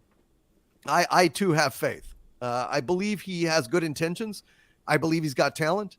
And I believe that Mando is really the only thing that has kind of even come close to capturing the magic that George Lucas captured in a bottle back in that amazing period in the 70s and 80s when pop culture was so fertile. And I think if anybody can do it, it's probably him. Mr. MCD 191 with a $10 super chat. Thank you, my friend. Says, what Mexican Iron Man said is exactly how I feel about Favreau. I wish he was less cryptic about things and could be more upfront with fans. Well, but you can't. Yeah, can't be. Well, Kathleen Kennedy's still there. Right. I mean, Gary, you know that. It can't be anyway, whether she's there or not. You can't do these things. You can't say these things that might, that could even remotely possibly jeopardize any situation that they have coming up, any show, anything. You can't reveal anything. These guys are locked in position. They cannot say a word about this stuff. And I mean, think about how you have to contemplate your response to a question before you actually give it when you're under the gun of being sued for what you say. For a lot of money, not for just a little bit of money, for a lot. So really, we're lucky to get the answers we get, as far as I'm concerned. Yeah, but I would say this. I would say this to Disney and Jon Favreau if he happens to be listening, and hopefully this will get back to him if he's not. But my advice as a fan would be what the fans need more than anything right now is hope.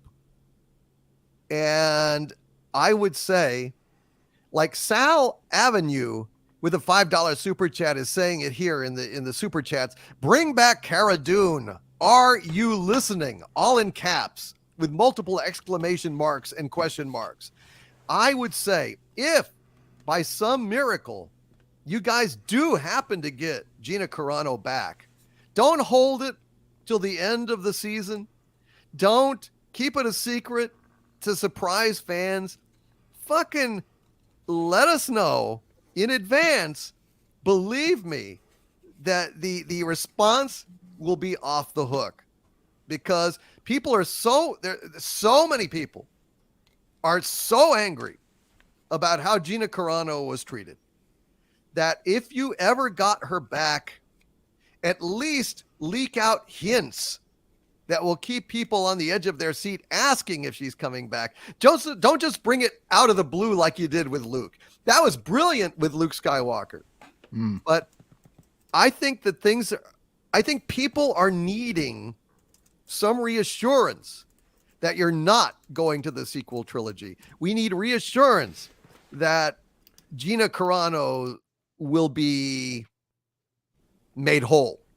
You know what I'm saying? I mean, if that can happen, don't keep these things secret. Let these out. Let these things out, and it will do you a world of good and bring people to the show that had sworn it off, and it will really, really go a long way towards healing a lot of the damage in the fandom. So that would be, as much as it would be a gangbuster to just pull her out of the blue if you ever had her coming on the show again.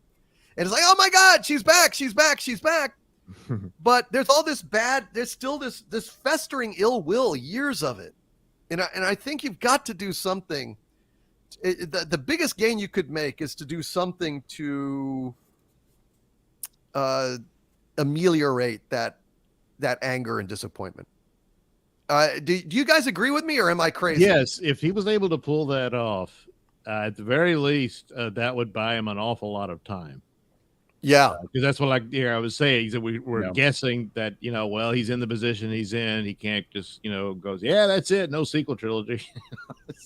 He can't just come out and say that. But if that's his ultimate goal, to get there and in some form or fashion, like I've said, the time has run out. It's a bad place to be. But if you had Gina Carano on that show, that would buy you an awful lot of goodwill and time to keep working at it. It would bring back a lot of subscribers too. It would. Oh yeah, that would certainly be would. Yep. I agree with you, Doomcock. I think it's a great idea. Will they do it? I don't think so. Yeah, I don't know if it could be done, but if it was, don't keep it under your hats. Well, he might have to, though. It might be the same thing with Luke. He can't tell anybody because he's like, "Did you bring her up?" No, I don't know where you got that from. Well, maybe. If even if they don't say anything about it and she did come back, it would still be really good. Yeah, it would still work out, because then everybody would retroactively kind of come back. I don't think you would really lose people if you didn't say it up front. So I don't know. I don't think it's going to happen, but you are right, Doom. If it did happen, boy, a lot of people would go running right back to Disney Plus. So there you go, Disney. There's your answer. There's one more element to the formula, which is that they can't take a goodwill move like that and then squander it, because we were feeling great, and then we got Boba Fett and Obi-Wan Kenobi and all that goodwill at the end of Mandalorian 2 just kind of died in me. That's right. We don't like being fucked with. We certainly don't. No, we don't. And I mean, literally, that brought me to the point where I did a video saying I no longer care about Star Wars. After I saw Book of Boba Fett, I was like, because I was under the impression that Jon Favreau had control over that, and it was like, what the fuck is this? This thing is a disgrace. I mean, this is awful. Yeah, it was trash. Fucking Boba Fett in his fucking bacta tank and dances with sand people, and and the Vespas and everything.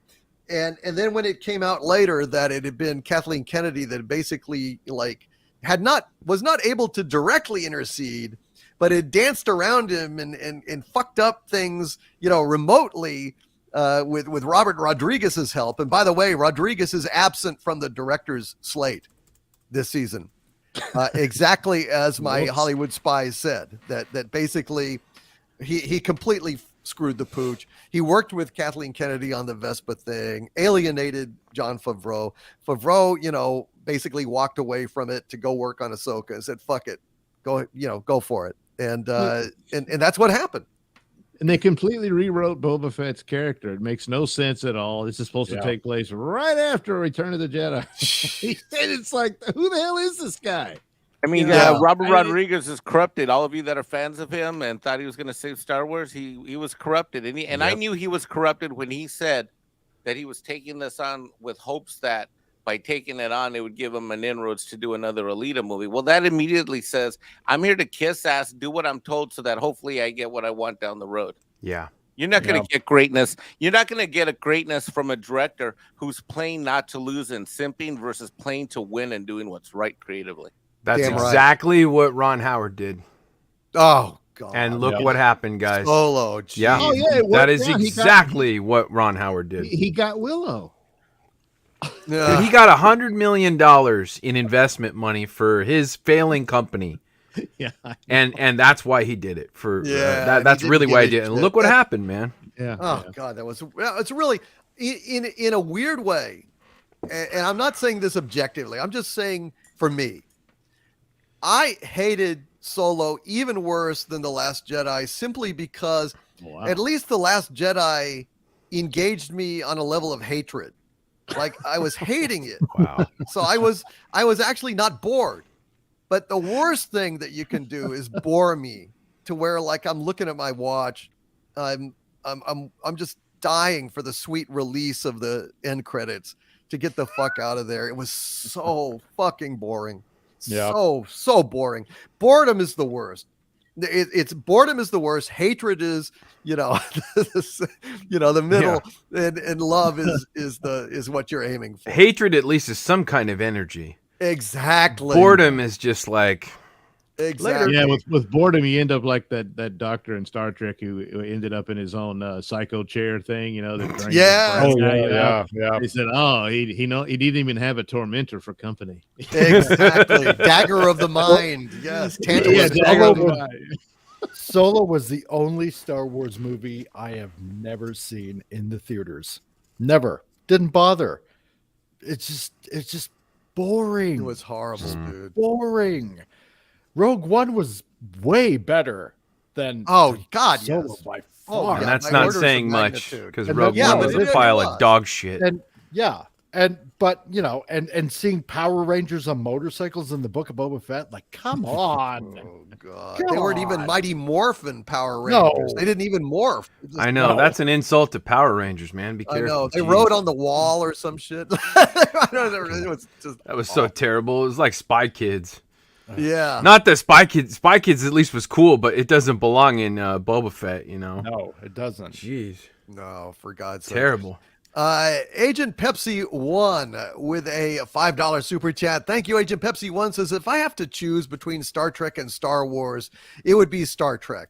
I don't want either to fail. Both were sacrificed on the altar of wokeness. Yeah.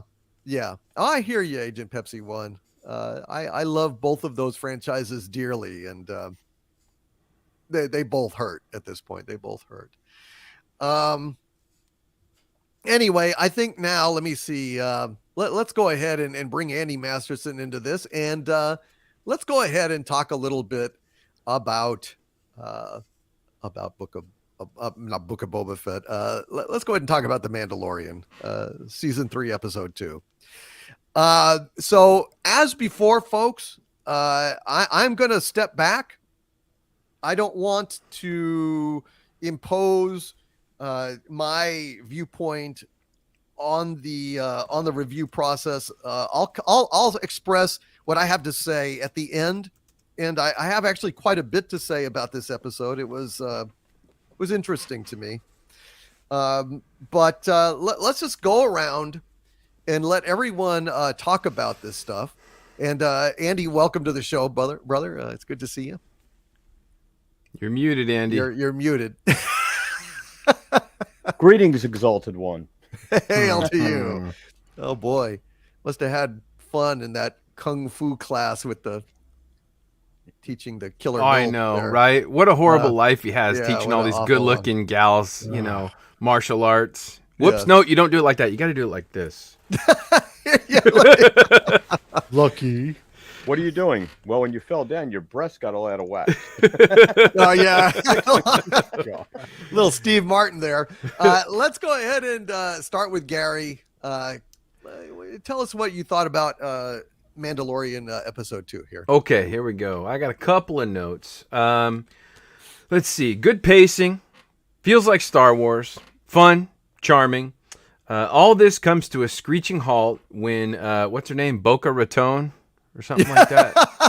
Bo-Katan, yeah. Bo-Katan shows up. Now, I've been listening to what you guys saying, and I trust your opinions. You guys are saying this gal is really good in other stuff, right? she is. She was okay. So I don't know anything else she's in. So I'm going to attribute some of the issues I had with her to the poor directing, because I don't know what it is, man. You guys, she comes off as inexperienced to me, but that's not the case. So I think maybe it might be poor direction. There's way too much exposition. I think I don't think that's her fault. I think that's the writer's fault.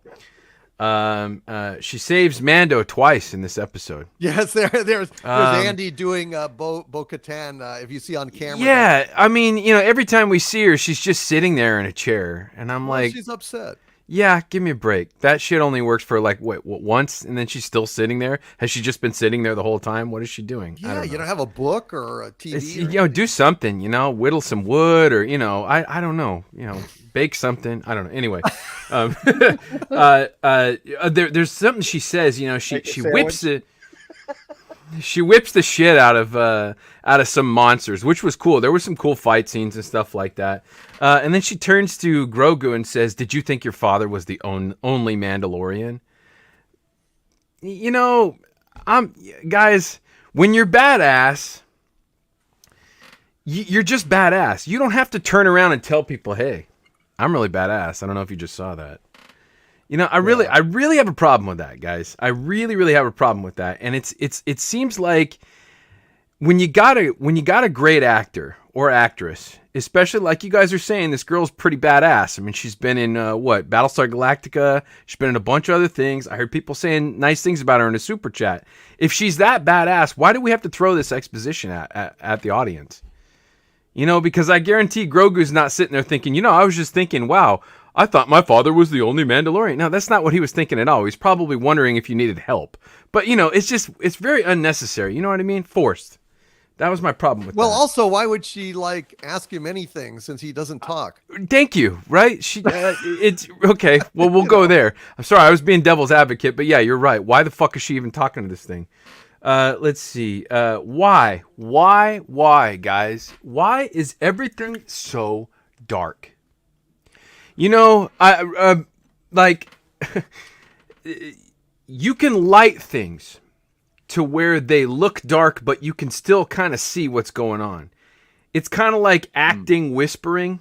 You can kind of talk like this, and even though it's equally as loud as, normally talking, people can still understand you, but they get the idea that you're whispering. Why the fuck is everything so dark? I just got a brand new TV, and I'm adjusting it. I'm like, it has to be my television. I have to have the settings wrong. I'm not kidding. I'm going through the settings. I'm like, brightness, fucking 400, backlight, all the way up. I can't see what's going on.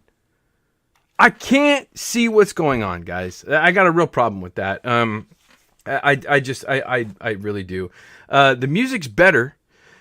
Still can't grasp the concept of emulate John Williams. Still can't do that. But it was really. I really liked the beginning. I thought, you guys know that I'm not into that mechanic character, but I thought it was a good exchange in the beginning. It was fun. Yeah. It was charming. Yeah. There was some funny jokes. It was lighthearted, and it really had that feeling of Star Wars, which is, Mandalorian has been the only thing that actually feels like Star Wars. We've talked about that a lot. It actually, it gives you this kind of charming feeling like, okay, I'm back in the Star Wars universe. And then it kind of, it went off the tracks with the exposition and the scenes with Boca Raton, But, I think there might be something that's not being played in the new Star Wars series is the original Star Wars always had several stories being played out at once. You know, like you would see a bit of a scene happening on one planet, and then you would, it would dissolve to, or do a wipe or a some kind of transition to another bit of story on another planet. While Han and Leia are on the Millennium Falcon hiding on an asteroid, meanwhile we're back on Dagobah. We're watching Luke train. Meanwhile, after that we're back on a Star Destroyer. And Boba Fett's being hired by Darth Vader. You see different things happening in different locations. There's only really one story being told, and for Star Wars, I kind of think that it needs a little bit more of a fast pace, multiple story. There's more things going on than just this one centralized thread. Does that make sense? Yeah. That's kind of how I feel. I think a couple of little things going different places, being, keeping that fast pace kind of.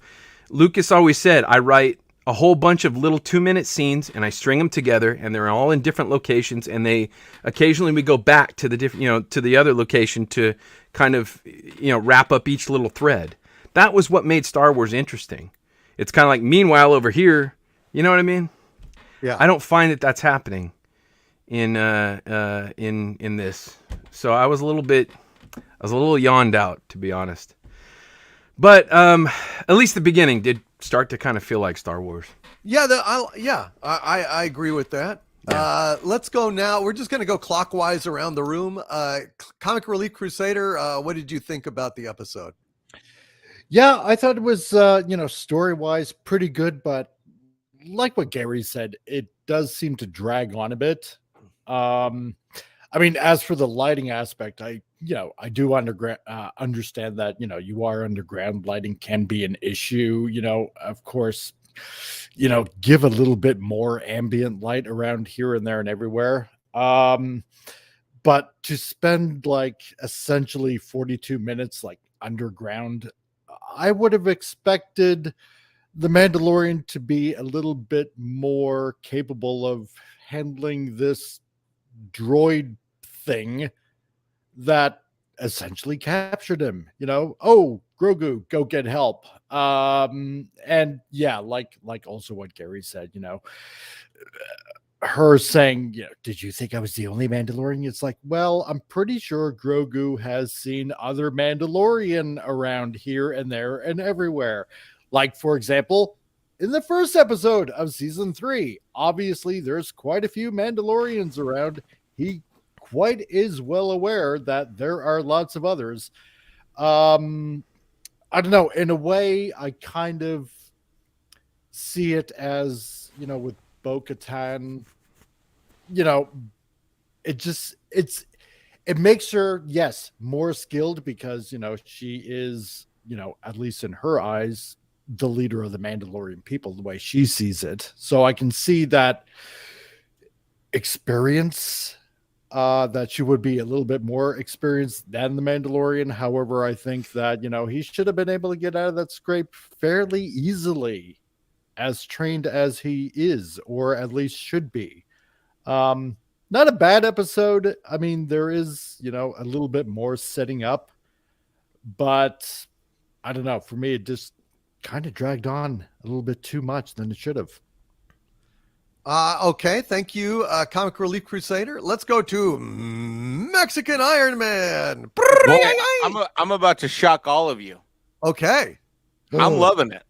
All right. I'm digging it. And while I agree with Gary about the darkness, it's not as bad as the Picard darkness. No. Let me tell you how I enjoyed that. Let me tell you how I was able to enjoy this. The way I was able to enjoy this, and this is tough for me because the only reason I'm watching this thing, Dubcock, is because of you and this channel. Because I was done with these mofos, right? Yes. But here's what I did. I had a long talk with myself. I said, "Self, hola." Myself was in Spanish when I had Yes, this conversation. I'm like, Mike, forget Boba Fett, forget Obi-Wan, go back to Mandalorian 1 and 2. Remember that. Check yourself out of the garbage you just saw, and give this thing a fair shot. Okay, senor. And so, little Mexican me gave this thing a shot. And I I don't know, man. I like it. I know I wasn't here last week to talk about it, which was okay because I hadn't seen it by the time you guys talked about it.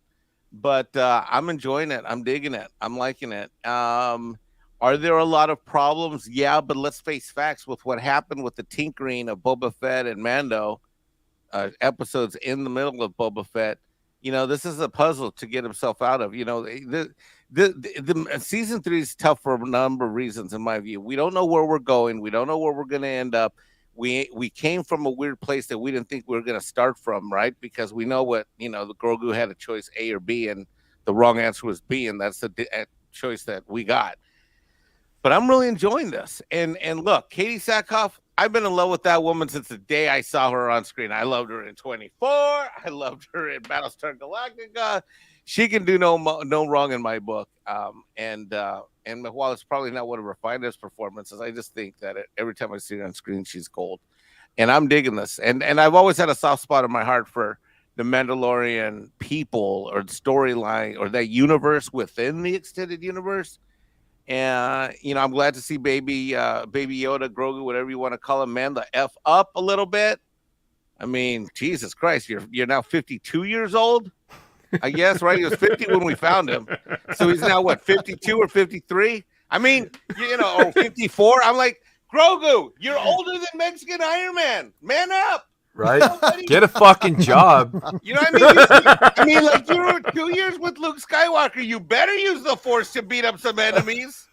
I mean, you know, you better be able to read a map. I mean, good God. So, you know, it's nice to see Baby Yoda, dropping at least half a testicle in this episode. So, you know, look, I am really enjoying the first 2 episodes. I got to tell you, and no one's more surprised than me because I thought that tonight, after having watched, because I watched them both today. I hadn't seen them till today.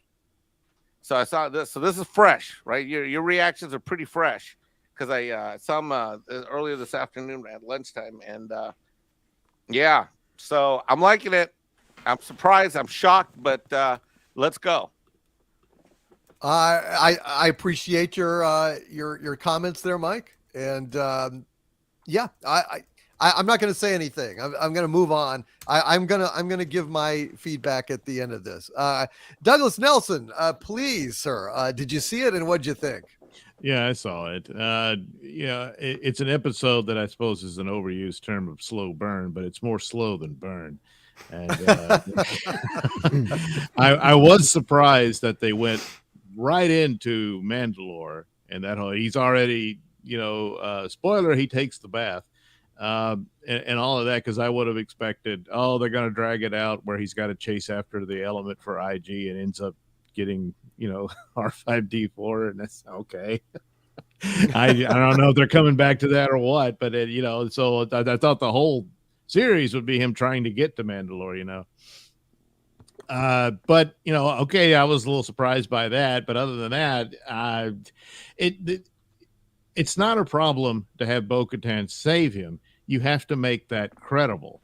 They didn't.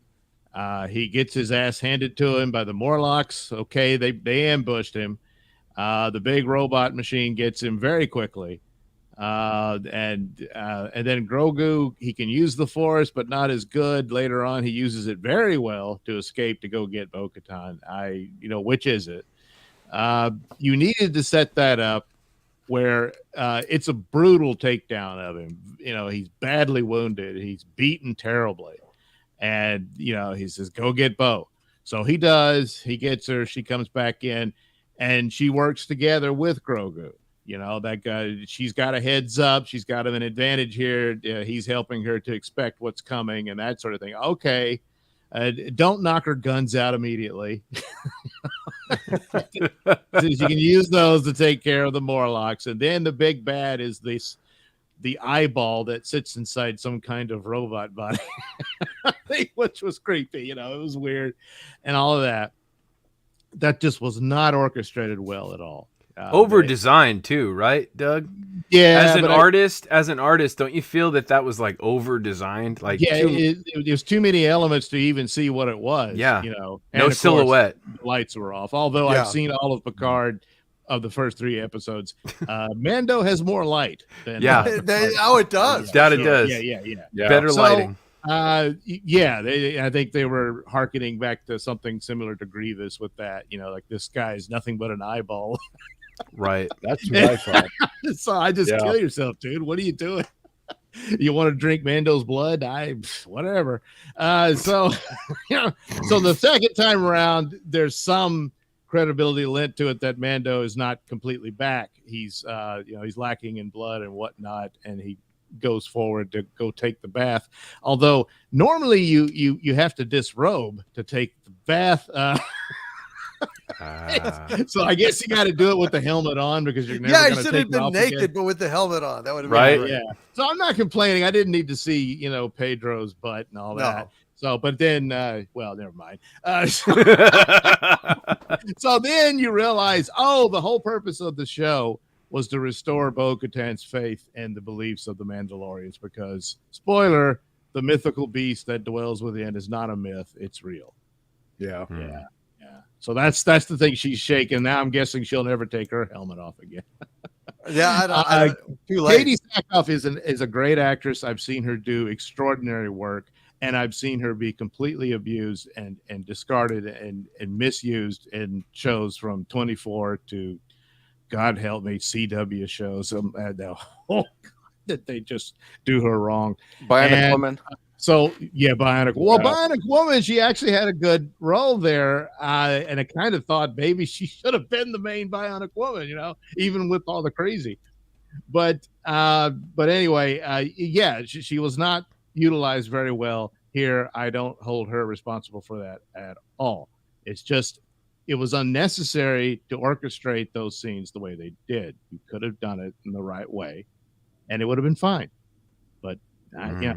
You had to. You thought he was the only Mandalorian. He's like, no, I've met several. Remember your friends. And as far as right? with Grogu not talking, I'm beginning to wonder if maybe he has some kind of disability or something. Like if Din Djarin meets another one and the guy's he's the same age and he's talking, it's like, oh yeah, well you see Grogu, he's something. Because I mean, otherwise, how in the world does that species survive? As you remain an infant for 50 years. I don't know. It's a problem. Yep. No, I'm abstaining from adding anything because I'm, like I said, right at the end. But no, I listen. I've got my comments prepared, so you'll see that we agree more than disagree. Andy, anything you would like to say, my friend? Overall, I liked it. I'm sick of Baby Yoda goo goo gaga. It's amazing. Like he's explaining navigation to something that can't talk, and that was a little strange to me. There's a little bit of foreshadowing with the whole armor and the mythosaur and all that stuff. Kind of gave it away pretty quick about I bet you they're going to see that in. He's got to go take the bath, and Caligon take me away, and I was wondering what that little critter was with the eyeballs. Like, was that some kind of twisted Bomar monk thing that we saw in Return of the Jedi with the floating brain in the spider body? But that was never really explained. The darkness in the scenes, I felt like was a throwback to watching Moon Knight, where everything big fight scene.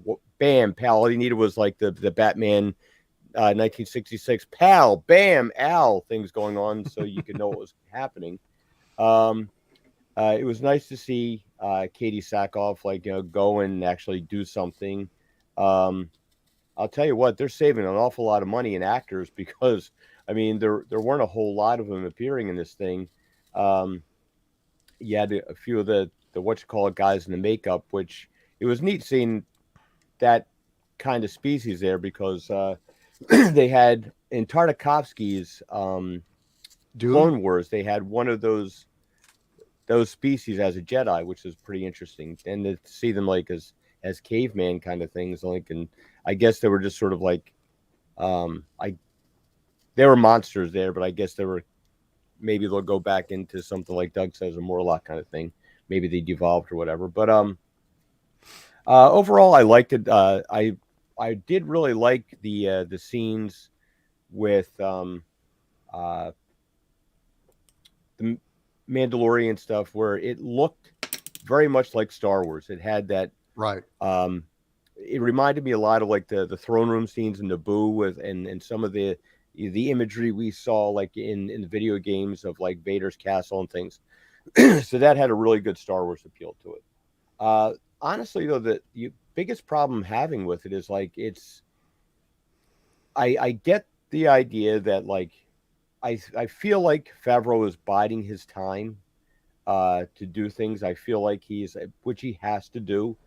I'm just wondering how much of an audience will be left by the time, the house falls on the Wicked Witch and we can actually get some good fleshed out stories again. Yes. I was bothered by that the Bounding in the Comics story about like how Favreau says it leads to the sequel trilogy, but at the same time I'm like, what else can he say?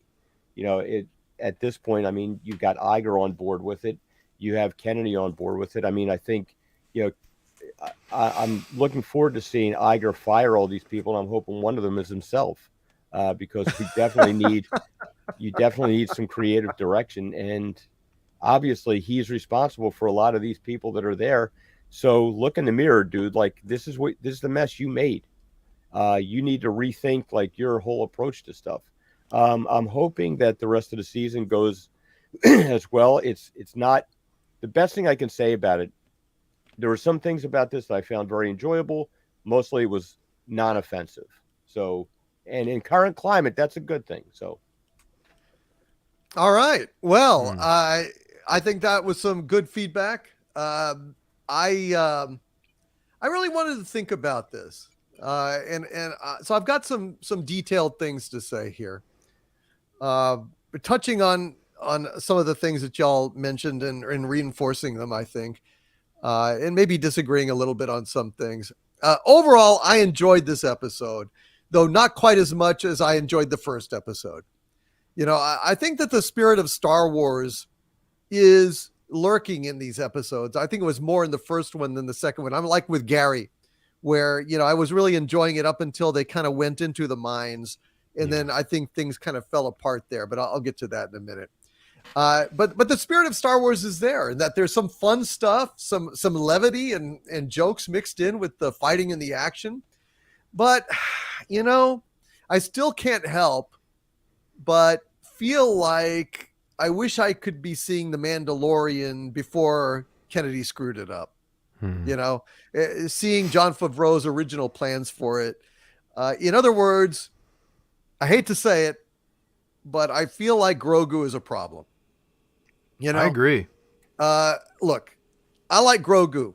I really do. But I can't help but get the feeling at this point that he was not meant to be here now. Maybe I'm projecting. Maybe I'm just fixated on this point, but it's really bothering me, and I'm not sure how to get over it. Look, Grogu was an interesting character to begin with. There were a lot of mysteries associated with Grogu.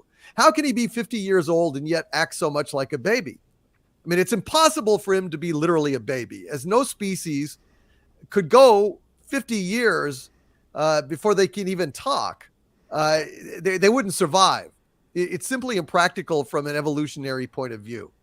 When I saw that the Force was with Grogu, I started thinking, well, what if he was a Jedi at one point or a Padawan or something, and maybe something really awful happened to him? Maybe something the Empire did to him, something traumatic that silenced him. That would explain a lot about how he behaves. We just assume he's a baby because of the innocent and guileless way that he behaves.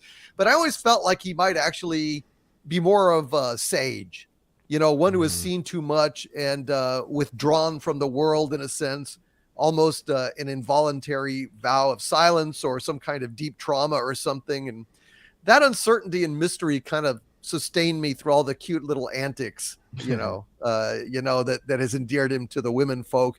The faith that I had that all would be explained and it'll make sense.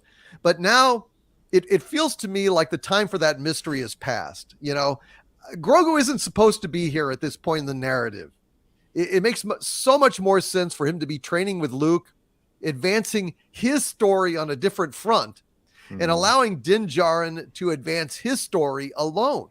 And maybe like later on they could reunite and we'd have some answers about Grogu's past, because having him be a baby just doesn't work. It just doesn't work. You can't go 50 fucking years and not learn to say da and fucking just forget it. That ship is, come on. It never made any sense. Right. The Simpsons can't be in the 4th grade for 36 years. Exactly. Same thing. I have a simple solution. I have a really simple solution. That if all you had to do was stick this little critter in carbonite for 30 years, you're good. They found him, thawed him out, problem solved. Like, he didn't age. Like, all right.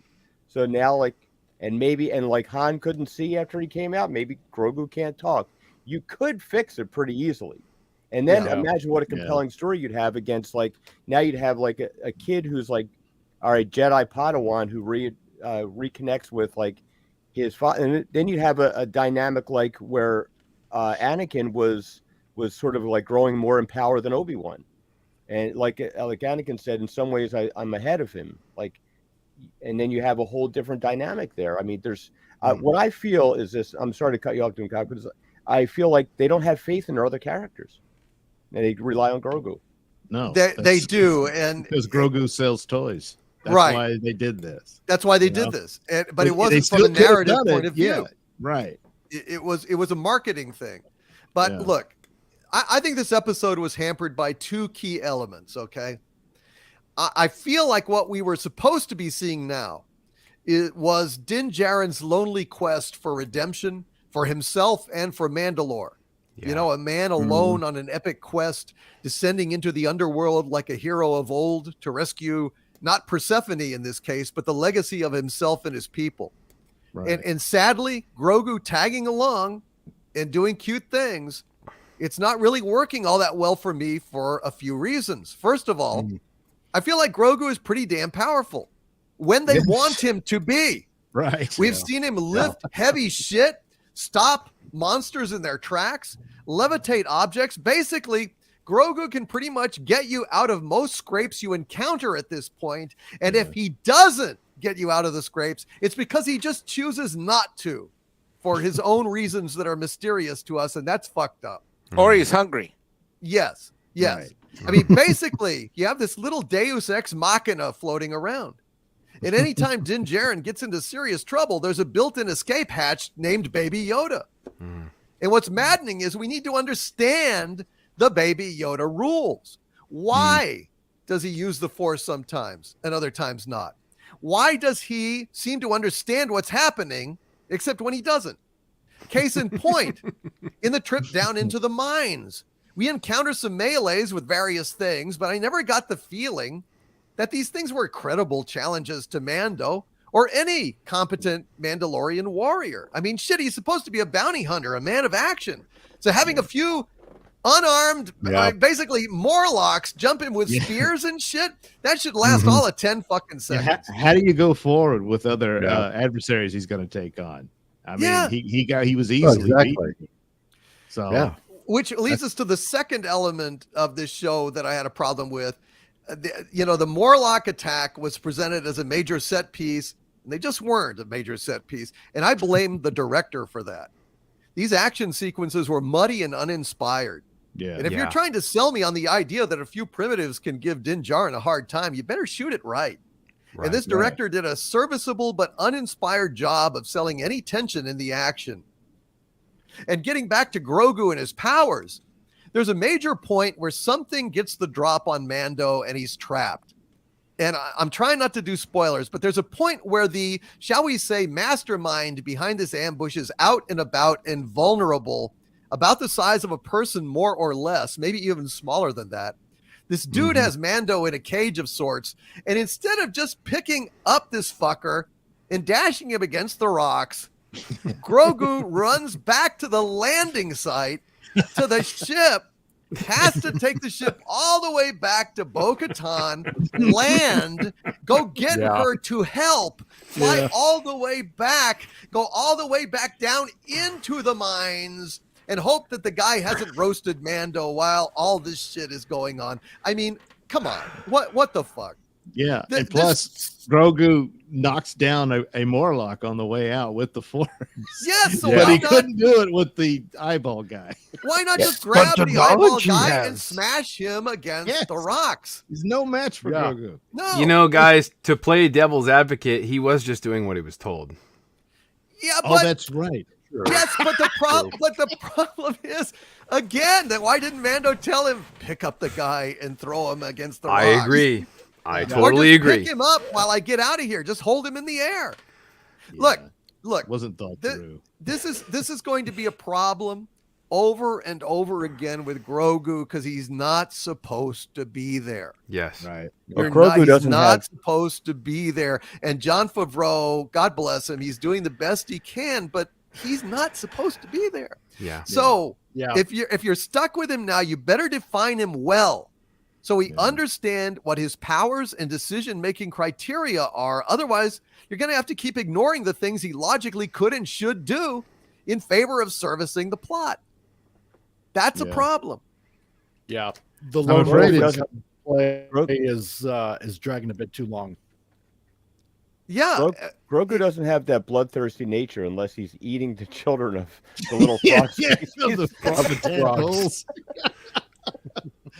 But my guess is they'll eventually reveal that he was severely traumatized by Order 66, and that put him in the sort of that's his mental trauma breakdown, what have you. I don't And know. It kind of stunted him. I don't But think the problem with that is that it's still, the show's been sabotaged. We know that.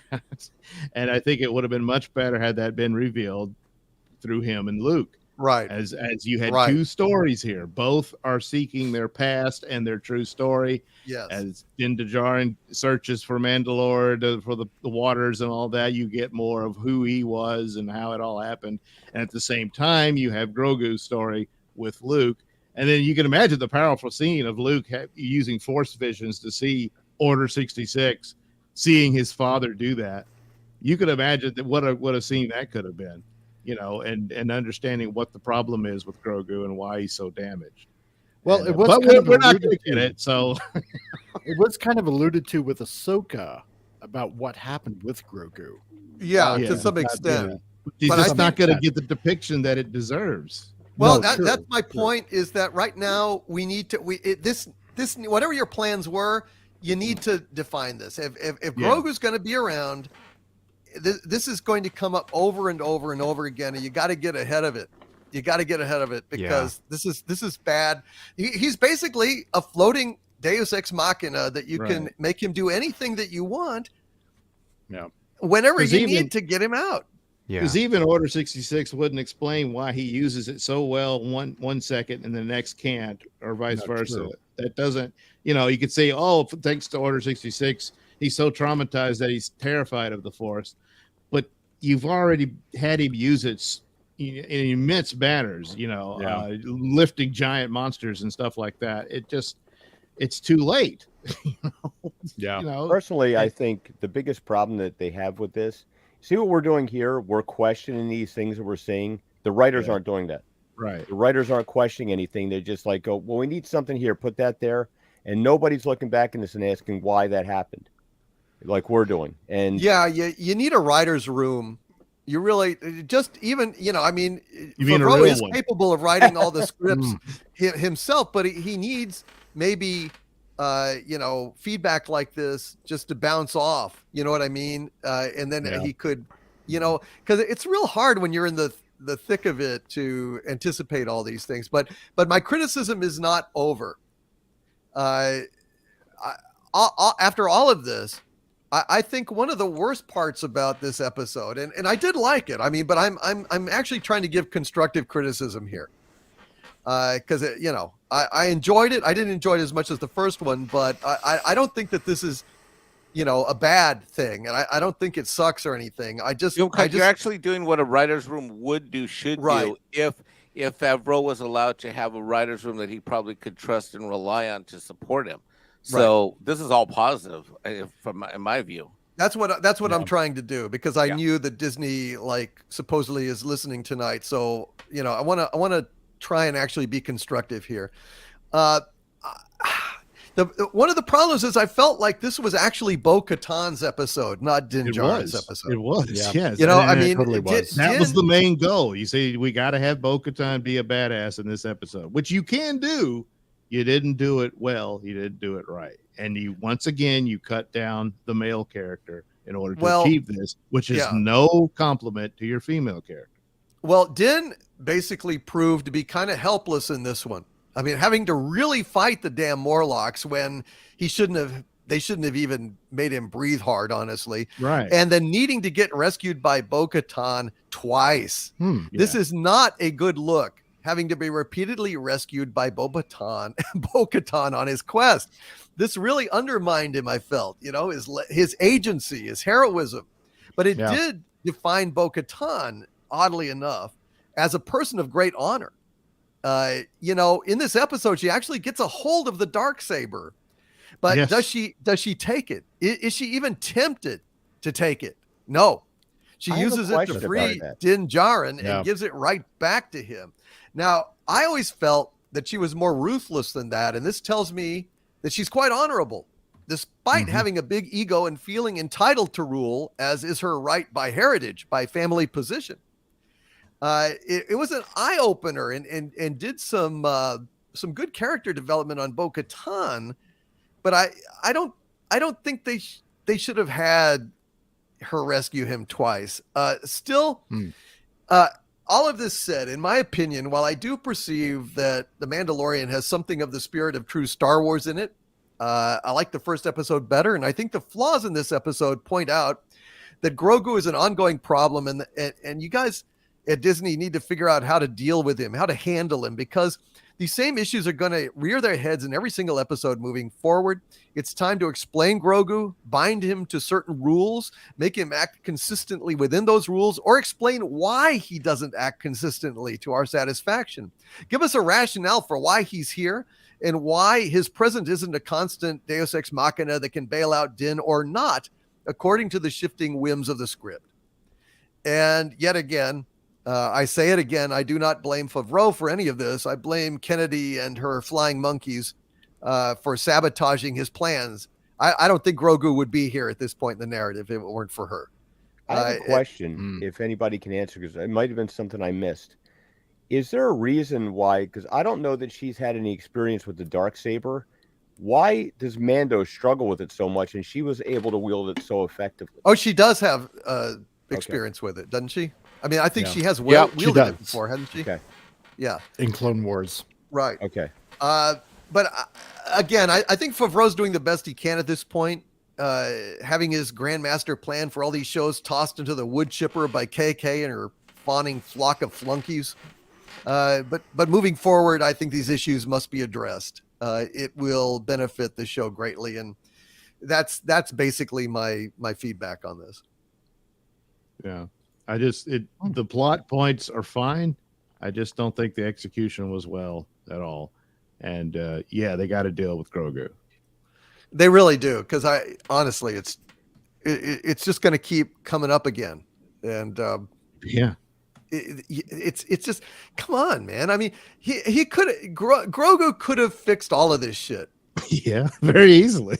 Very easily. I mean, they say, well, he was scared, so he gave up on trying to free Din Djarin and ran to Bo. Why is he wasn't scared of the Morlock? It was even more monstrous looking.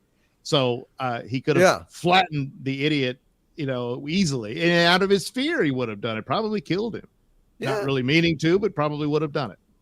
Pick him up, fly him over to a ledge, and drop him. Yeah, what's the reason? Why didn't you needed something there? Like, if you moved the cage too much, it had other traps in it that was killing Din Djarin or something, and you couldn't figure it out. Something like that. You can't just have him. Oh, I'm scared. And he runs away to mommy, and then he's knocking a giant Morlock out of the way. Well, Mando told him to go, though. I mean, it wasn't right. He did tell him to go, but I mean, he just told him to go, which is stupid. But I mean, it just wasn't. That's not handled well. And then probably the more serious damage is Mando being beaten so easily. Yeah, because the next episode he's going to be beating some pirate's a-hole. And I'm like, well, how? They're just Morlocks. I mean, I look. I don't blame him for getting trapped in the first place. That was a nasty. Yeah, the trap was pretty elaborate. And but yeah. You know, when he's in there, why didn't he just tell Grogu, put the candle back? You know, just put the asshole down the hole, or slam him against the rocks, or something. You know, He chose poorly. Yes, he chose poorly. And also I liked the droid. I've always had a soft spot in my heart for that particular model. He got a droid. second chance. Now that he got like his motivation. Yeah. Yeah. He's got a better motivator. Look, you know. So I do like how Bo-Katan did speak fondly of the Jedi, yeah, which was nice, I thought, as opposed to, oh no, they're evil space wizards, blah blah blah. You know, from his neck of the woods. Let's put it that way. So you know, it is a nice nod to Clone Wars when she originally appeared as a character. You know, because it harks back to the dealings with Obi-Wan and her sister as well. So We also have a problem there with, like, here's this little Jedi being very afraid, and Yoda had some concerns about fear in Jedi and where they lead to you. Like, so unless you want to keep going, like, you better get his little butt back to Luke and train him properly. yeah, right. yeah. Phoenix Bird 9000 says, Uncle Owen, this Grogu unit has a bad motivator. Look. Hey, what are you trying to push on me? Hey, he's 50 years old. What are you trying to push on us? He's still in diapers? What is this? Right. Fear leads to the dark side. Yeah. So anyway, that's our feedback and review of Mandalorian episode 2. You know, it is not hard to watch. And I can't say the same for Obi-Wan Kenobi and Book of Boba Fett, which was sheer torture to watch. It still manages to be entertaining. I'm still engaged, but I do have questions, and the Grogu questions are growing with every single episode. I think they really got to do something to get this under control. If he's going to be around, and he shouldn't be, we need to get it going.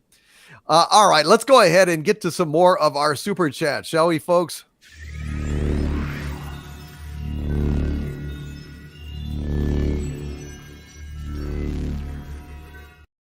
All right, let's see. Bruce Wayne, who's been a channel member for 7 months. Thank you, Bruce. Says, hail to all. Quick discussion. Does anyone think Jason Statham would make a good James Bond? No, I don't think so. No. Do y'all think so? No. Nope. He doesn't have the sophistication or the, Hair. je ne sais quoi, Yeah. Or the hair.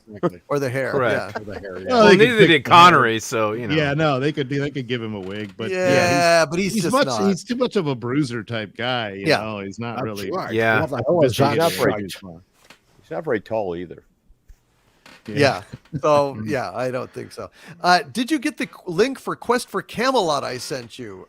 No, Bruce, I did not. Could you resend that to me, please? I would like to see Quest for Camelot. I've heard good things about it. Dixon Cider has been a channel member for 31 months at the Exalted Archvillain level. Thank you, Dixon Cider. Says, just wanted to say something on my heart.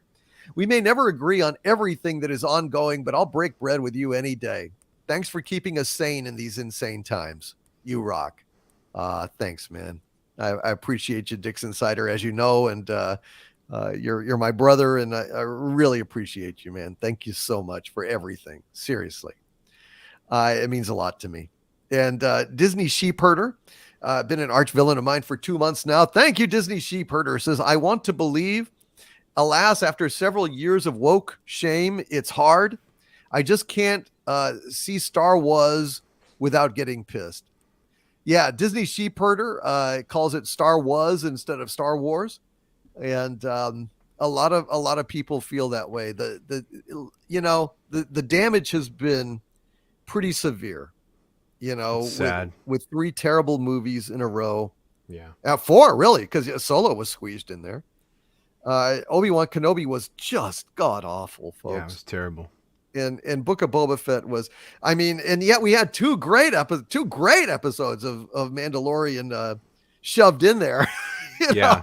Season 2.5. Yeah. Which is a big problem, because then people who didn't watch that are confused as, what the fuck? What's happening? Why is Grogu back with, anyway. Yeah. So yeah, I hear you, Disney sheepherder, and hopefully Disney is hearing you as well, because that's a valid point. Padre with a $4.99 super chat. Thank you, Padre. Says, Disney, I want Gina back. Love her character. Please hook a sister up. I agree entirely. I think everybody wants Gina Carano back. And I think if you're really looking to, improve fan relations and to boost subscribers to Disney Plus, give her the moon. Give her whatever she wants. Give her the chance to direct an episode. Give her a fucking producer credit. Whatever it takes. Get her back. That's my greatest advice to you guys. Please get her back. And don't recast Cara Dune if you're not bringing her back. Yeah, absolutely. Absolutely. Dixon Sider, I will read the email you sent me, and I will get back to you, my friend. Thank you. Joseph Cittadino with a $5 super chat. Thank you, Joseph Cittadino, who says, as soon as Disney openly sided with child groomers and pedophiles, I lost all faith in them. Evil cannot create. It can only destroy. Well, Joseph, I don't know if I would put it exactly like that. However, them getting involved in these cultural issues and, inserting LGBTQ plus content into children's programming did not sit well with people. I don't feel that entertainment should be politicized. I think that it should just be, back to the gold Disney standard of just really wholesome family fare that doesn't, take political sides. I think Disney has harmed itself very, very severely with that kind of thing, as Joseph's comment illustrates. Roadhog 1167 with a $4.99 super chat. Thank you, Roadhog, says, all hail Doomcock. As far as I'm concerned, the sequel trilogy no longer exists in my mind. The Star Wars logo should be stripped of all but Rogue One. I agree. I know you hated it, Gary. I thought there were a lot of good things to like in Rogue One. It wasn't perfect, but it was entertaining, and I've watched it several times. And yeah, I mean, I can find a lot of admirable stuff in it. I think Jyn Erso is not the most compelling lead character. It's kind of flat. But there was a lot of interesting stuff in there. It definitely was orders of magnitude better than Solo and Last Jedi and Farce Awakens and Rusev Soy Woker, in my opinion.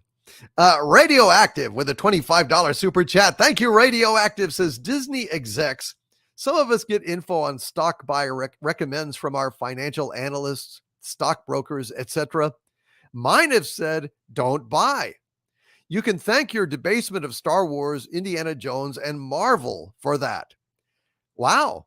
I know nothing about the stock market. I don't play the market. I don't invest. So I'll just take your word for it. Radioactive. Interesting. Grendel 13 with a $10 super chat, written in invisible elvish runes that will only appear on a midsummer night under a full moon. And on that day, I shall read it, Grendel 13. But until that day, I thank you for supporting the channel, my friend, deeply. I really appreciate you, man. And Crazy Jr., been a Dumentite of mine for 6 months now. Thank you, Crazy One, says, Overlord DVD, please give the conditions you have for coming back. They align with mine and not enough space here to put them down. Absolutely. I have 3 ultimate conditions for giving money to Disney again, and returning wholeheartedly to Star Wars, because I used to buy a lot of Star Wars stuff. I haven't given Disney a dime since Rogue One. I bought actually the U-Wing fighter, which I thought was pretty nice design. The Hot Wheels thing at the HEB or, whatever the store. But my conditions are this. you have got to decanonize the sequel trilogy. We cannot live with Luke Skywalker being abused and mistreated like that. You know, I can't do it. So that's number one. Two, Kennedy's got to go, and her flying monkeys as well. They just fucking need to go. You cannot continue to expect fans to fall in line and to, you know, sing Kumbaya on the mountain until, you know, the Wicked Witch has flown her last, you know, till Surrender Dorothy is erased from the sky. You know what I'm saying? And then three, ultimately, you got to do something for Gina Carano. You know, if she won't come back, so be it. But you've got to try to get her back. You need to publicly try to get her back. You need to court her, because the way you treated her was awful. Those are my three conditions for, you know, basically returning to the Star Wars fold. Right now, for me, Star Wars is on double secret probation. You know, like Dean Wormer in Animal House, double secret probation. Like you're kind of on your last legs. I'm being as open and hopeful as I can be. But the minute that I feel that you're not decanonizing the sequel trilogy, that in fact you're just going right into it, the minute I see fucking Snoke, you know, the minute, you know, we hear talk about, hey, they're building this thing, they call it, you know, whatever, Star Killer Base, I'm out. So proceed with caution, Disney, because you know, that's all I can stand. I can't stand no more. Warachi with a $2 super chat. Thank you, Warachi. Says, make Star Wars for young boys again. Girls like it. Yeah, don't be ashamed to appeal to a male fan base and stop like featuring like, you know, Kathleen Kennedy clones as the leads and everything.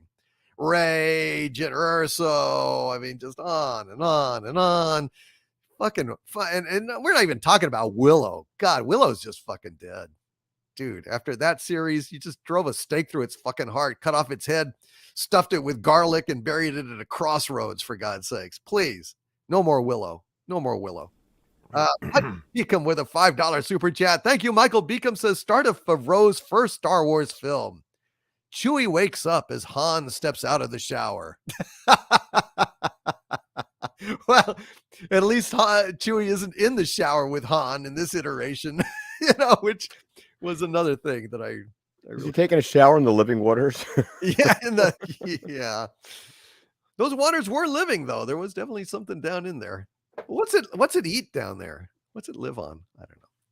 Angry Yeti TV with a $10 super chat. Thank you, Angry Yeti TV, who says the expanded universe is exponentially more continuity than Disney Star Wars. We will not accept anyone but Gina Carano as Cara Dune. And above all, Star Wars is not a vehicle for your useless agenda. That's right. You know, treating Star Wars like it's a platform rather than a narrative is a terrible idea. Someone pass that along to Kennedy, will you? Roadhog 1167 with a $4.99 super chat. Thank you, Roadhog. Says, harsh, yes, but 11 years in the Army will do that to you. And an extra hail to all of your great guests. Well, hail to Roadhog 1167. He is, of course, referring to the idea that the sequel trilogy doesn't exist in his mind, and Star Wars logo should be stripped of everything but Rogue One, which I think is a great opinion, Roguehog. I really do. Thank you for being here, my friend. Don Lewis with a $4.99 super chat. Thank you, Don. Says Disney Star Wars, or Dismal Star Wars, needs to be consigned to the pit of Carcoon, never to be seen again. Same with Kathleen Kennedy. So Don Lewis is someone who you guys have burned the bridge to. He's had enough. He's fed up. So there you go.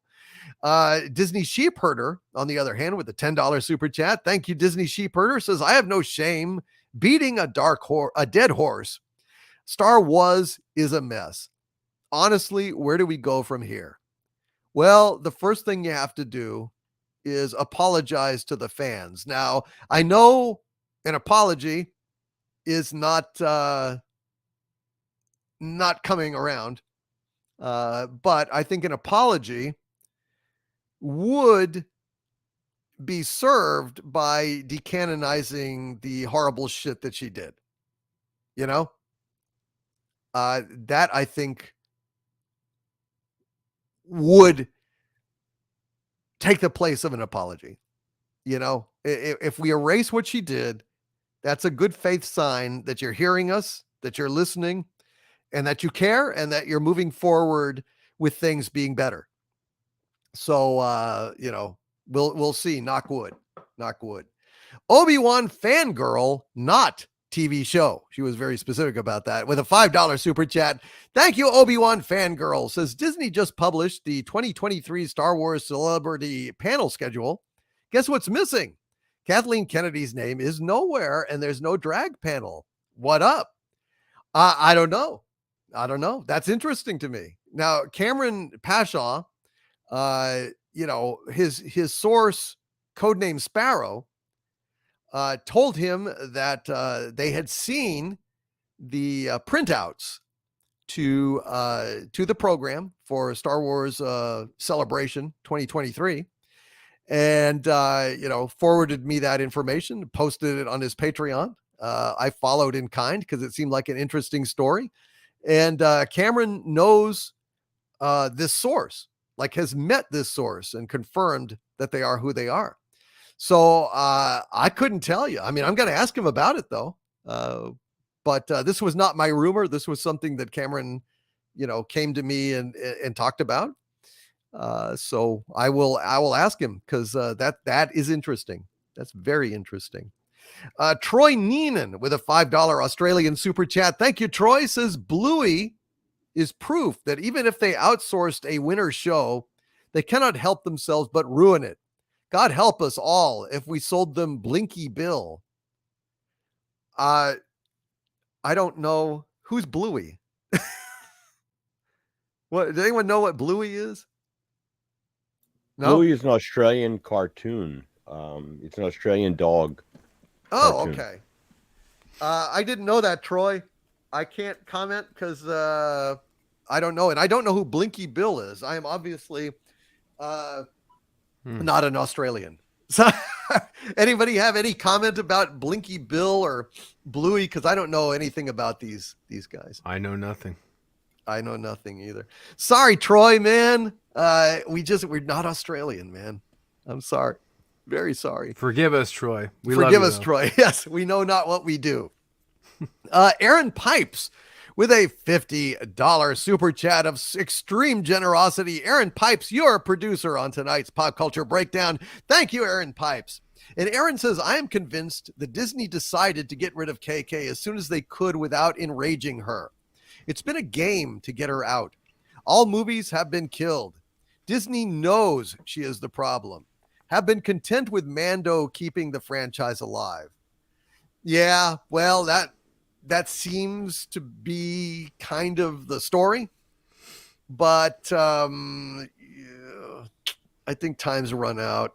I think they really got to make a move, and they got to do something big. And I was hoping that something big was coming, as in this season of Mandalorian, but I don't know if it is.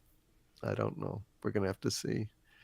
Wizard Brain Lou gifted 5 Overlord DVD memberships to the channel, and we very much appreciate it. Wizard Brain Lou. And Aaron Pipes also asks with a $5 super chat, a question for Mexican Iron Man. Mike, are you here? Maybe he stepped out. Maybe I should save that. Yeah, he had to step away for a minute. He had to take care of Bambino. Oh, that Bambino, I tell you. Stone Racket, who has been a member of mine for 4 months at the arch-villain level. Thank you, Stone Racket. Says, it doesn't matter to me what KK has done or what Favreau does with Star Wars, because nothing will ever take away the joy I felt on opening night for all 3 episodes of the original Star Wars trilogy. 4K 77, 4K 80, and 4K 83 forever. Hail Stone Racket. I hear that, man. I grok that for sure. We will read the rest of these super chats here in a few minutes. But first, I think it's about time to talk about the movies that we love.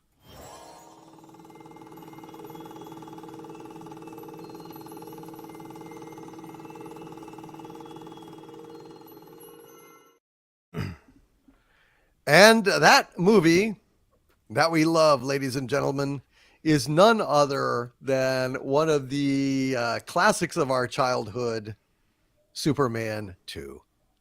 Dun, dun, dun, dun, dun. Yes, I love this movie. I love this movie. In actual fact, I'm in a weird position. In a sense, this is a guilty pleasure for me because I know that there are parts of the original theatrical release that are just god awful. There's just no way around it. There's just some terrible choices made in this movie, but overall, I love the hell out of it. And I probably would have to admit that I love this movie even more than the original Superman, which I love. Zod, General Zod, and Ursa and Non is just they're great characters, great adversaries for Superman. I just think it's loads of fun. But yes, Apple 2GS says like the Saran Wrap S. Yes, exactly. That was rough. Or like this horribly dangerous superhero fight going on in the skies above Metropolis, and there's guys on the phone and shtick with ice cream cones, and it's unbearably dumb. Oh, and look, Mexican Iron Man is going to work the picks for us. Thank you, Mexican Iron Man. I was outside with Bambino when you said we're doing the movie of the week. I'm like, it's okay. I had you covered. But Superman 2, The Adventure Continues, was released in December 4th of 1980, starring the great ultimate Superman Christopher Reeve, Gene Hackman, Ned Beatty, Jackie Cooper, Margot Kidder. It was distributed by Columbia EMI Warner, produced by Pierre Spengler, as opposed to Spangler, directed by Richard Lester. Mario Puzo wrote the script, of Godfather fame, with David and Leslie Neiman. And it was budgeted at $54 million. The box office was $190.4 million. And I love this movie. I know it's bad in lots of ways, but I love this fucking movie. We'll comment about it as we go. I'll comment about it, but let's turn it over to our maestro here, Gary Ambrosia, the maestro of movie memories. Please, sir, what do you think about this movie? Because I fucking love this movie. I like this movie, and I saw this movie more often than the original when I was younger. So this was the go-to one that I watched when I was a kid. Because Superman, the movie, and this one, they were very big in my childhood. Oh, yeah. Okay, here we go. Superman 2. The follow-up to the mega blockbuster of 1978 continues the adventures of Kal-El as he lives among the humans of Earth in the city of Metropolis, disguised as a mild-mannered reporter for the Daily Planet. Producers Alexander and Ilya Salkind, along with their partner Pierre Spangler, had financed and arranged for both Superman the movie and its sequel to go under production at the same time. However, due to a hellish production and the fact that the Salkinds were actually footing the bill for both budgets, it was later decided that the first film should be released before the second was completed. It is estimated around 75% of Superman 2 was completed by the time the first film was released.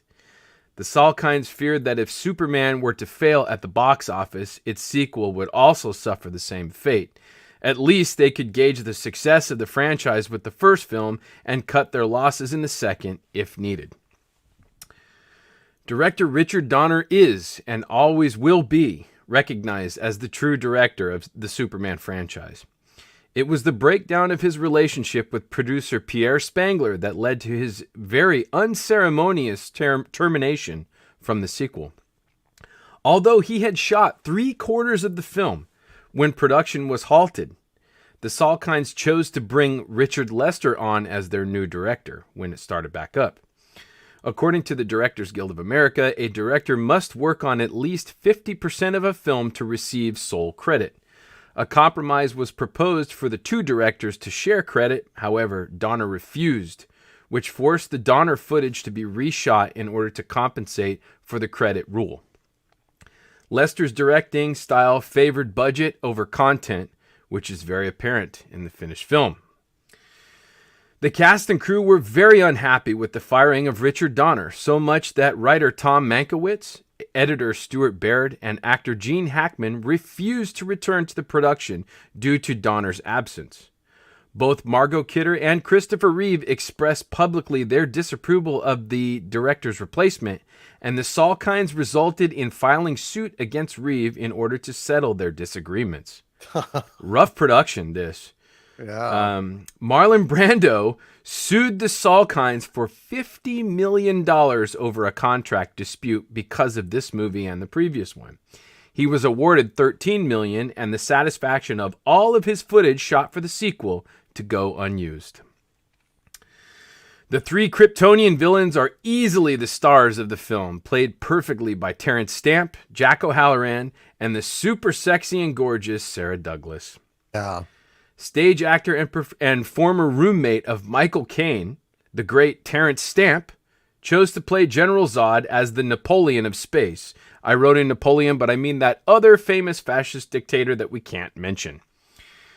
Stamp had auditioned for James Bond after Connery's departure. However, was not called back for a second audition because he had actually frightened 007 producer Harry Salzman. I didn't know that before I did research on this. Yeah.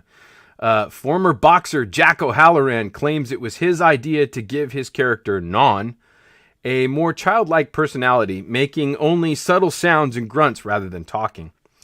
It is said that he and Christopher Reeve did not get along at all. And Jack at one point actually had the Superman actor up against the wall ready for a beatdown before Richard Donner rushed in to break up the fight. Whoa. Man. That was Non? Yeah, that was Jack O'Halloran. Yeah, Non. Wow. Yeah, he's a big mofo too. Yeah, he's a big bad mofo. Actress Sarah Douglas, had beaten out over 600 other ladies auditioning for the part of Ursa, and went on to appear in the Conan film series and the more recent incarnation of the Supergirl series in 2018. Apparently, the crew were all ready for a scene with the three villains during the White House battle, and Jack O'Halloran was not on the set. The crew knew where he was, but were too terrified to approach him. When Terrence Stamp learned of this, he screamed at the top of his lungs, "Jack, you bastard! Get over here!" O'Halloran arrived on the set, the crew now absolutely mortified at the possibility of a fight breaking out due to the previous events. Jack lowered his head to Terrence and apologized quietly. Terrence replied, "Don't let it happen again." Jeez. For some strange reason, a picture of Bill Cosby appears on the wall in the office of Perry White. Did anybody else notice that? No. Yeah, it's very weird. It's if you look in the background, there it is. But I love this scene. I love this scene so much. What kind of a creature are you? Well, I'm a man. A man. And then she kicks his ass straight to fucking in the middle, just off in the distance. That was great. I love that they great. can talk in space, without of any course. air. But that's the. Well, I mean, they magic can't. They can't breathe any. But I mean, who cares? It's cool. I don't give a shit. Right? That's what I'm saying. It's like this movie is very dumb in a lot of fucking ways. Yeah, but I still love it. It's comic book physics, right? Exactly. Yeah. Exactly. We don't need it. Who cares? Let's see. Composer John Williams was brought on again to score the film. However, the first meeting with the new director and himself resulted in an argument, which led to Williams also leaving the film's production. His original Superman themes were used, being arranged by composer Ken Thorne. You could see the pattern with this film, you guys. Like, really, Alexander and Ilya Salkind, I kind of think they were scumbags. I really do. But, just everybody was kind of on the side of Richard Donner, and they were not happy with the way this thing went down. By the time Superman had been released, the visual effects team had improved upon the flying sequences in Superman 2. Taking their cues from Industrial Light and Magic, who, with their success from Star Wars the previous year, they chose to go from shooting the effects on 35mm to using 70mm, resulting in cleaner and better-looking blue screen effects and opticals. The Turn Back the World time travel plot device was originally shot and intended to use for Superman 2. However, because of the cost of the effect and the box office fate not having yet been decided, the Salkinds chose to use the completed effect in the first film rather than the second. They figured they paid a great deal for it and might only get one chance to use it. Well, what was the ending going to be without that? They didn't have a spectacular ending, according to the testimony from the crew. They just, I think it might have been kind of like a ho-hum type ending, like maybe he just thwarted the missiles and that was it. But that was their thing. They were worried that, if this movie, oh hey, look guys, there's Cliff Clavin. Hey, Cliffy. Yeah, but you know what's funny is this is like right around the time when he's in Empire Strikes Back also, which is shooting probably right around the corner from Superman 2, which I thought was funny. That is so funny. Is that Norm? We're there it is. In the back with a beer. Yeah, there he is. Like before they were fired for drinking on the job. Right? Bunch of drunks. Yeah. But little known fact, you can't breathe or talk on the moon there. Yeah, they're normie. Maybe you can, Cliff. Look. So in 2006, the Richard Donner cut of Superman 2 was released on DVD. It was a complete reassembly of the original footage shot by Richard Donner. Even though his version of the film was incomplete, he insisted that only the absolute essential footage that need to be used from the original theatrical cut by Lester was used in his new cut. Donner even opted to use his own test footage of a scene between Lois and Clark in favor of a scene that was completed in the theatrical version.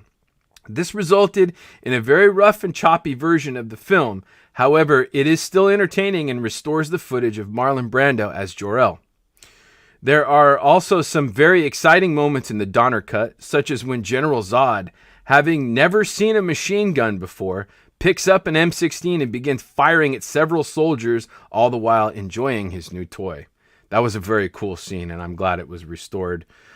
This movie, in spite of all of its flaws, like you had mentioned, Doomcock, you can see why it was so flawed, because they weren't sure of its fate. They had to halt the production of it. They were shooting both movies at the same time.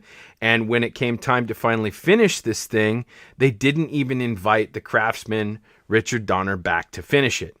Yeah. Which then just led to a multitude of problems. I mean, everybody protested on the set. People didn't want to come back. Gene Hackman did not come back to shoot any of his scenes. So there's a couple scenes in the movie, like when they arrive at the Fortress of Solitude and they drop him, and he kind of stands up, and you only see him from the back, and he's kind of shaking his fist at him. He's like, "Hey, you ever heard of parachutes?"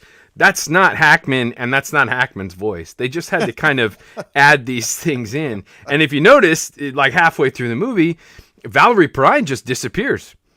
She's not in any of the scenes past the visit to the Fortress of Solitude, which I think is just a result of they had to fix everything so haphazardly just to make this movie work. But it's still great. It's still a lot of fun. Boy, Lex was smart, man. Look at, if you're getting on a hot air balloon to the North Pole, who do you bring with you? Valerie Perrine. Whew. North, Miss Tessmacher. North. Oh yeah.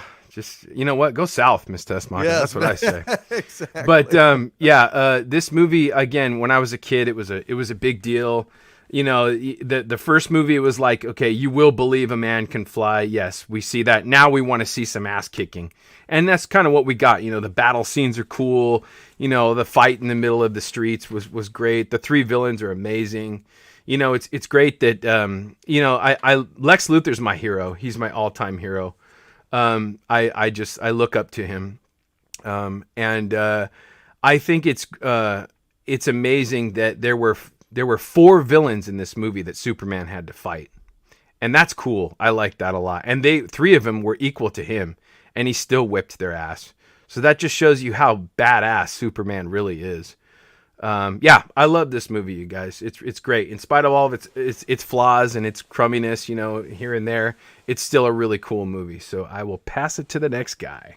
Well, I gotta say, the whole thing in the Fortress of Solitude with him throwing the magic saran wrap badge that engulfs them, the little thing where he can just blink out, they're this silly like vanishing and reappearing somewhere. That was all added Richard Lester bullshit. It's hard. It's not horrible stuff. Yeah, that was not Richard Donner shit. And all of the shtick, like the guy on the phone and the ice cream gags during the battle scene, that was all Richard Lester's tongue-in-cheek little jokes and stuff like that, which you can clearly see in the third movie.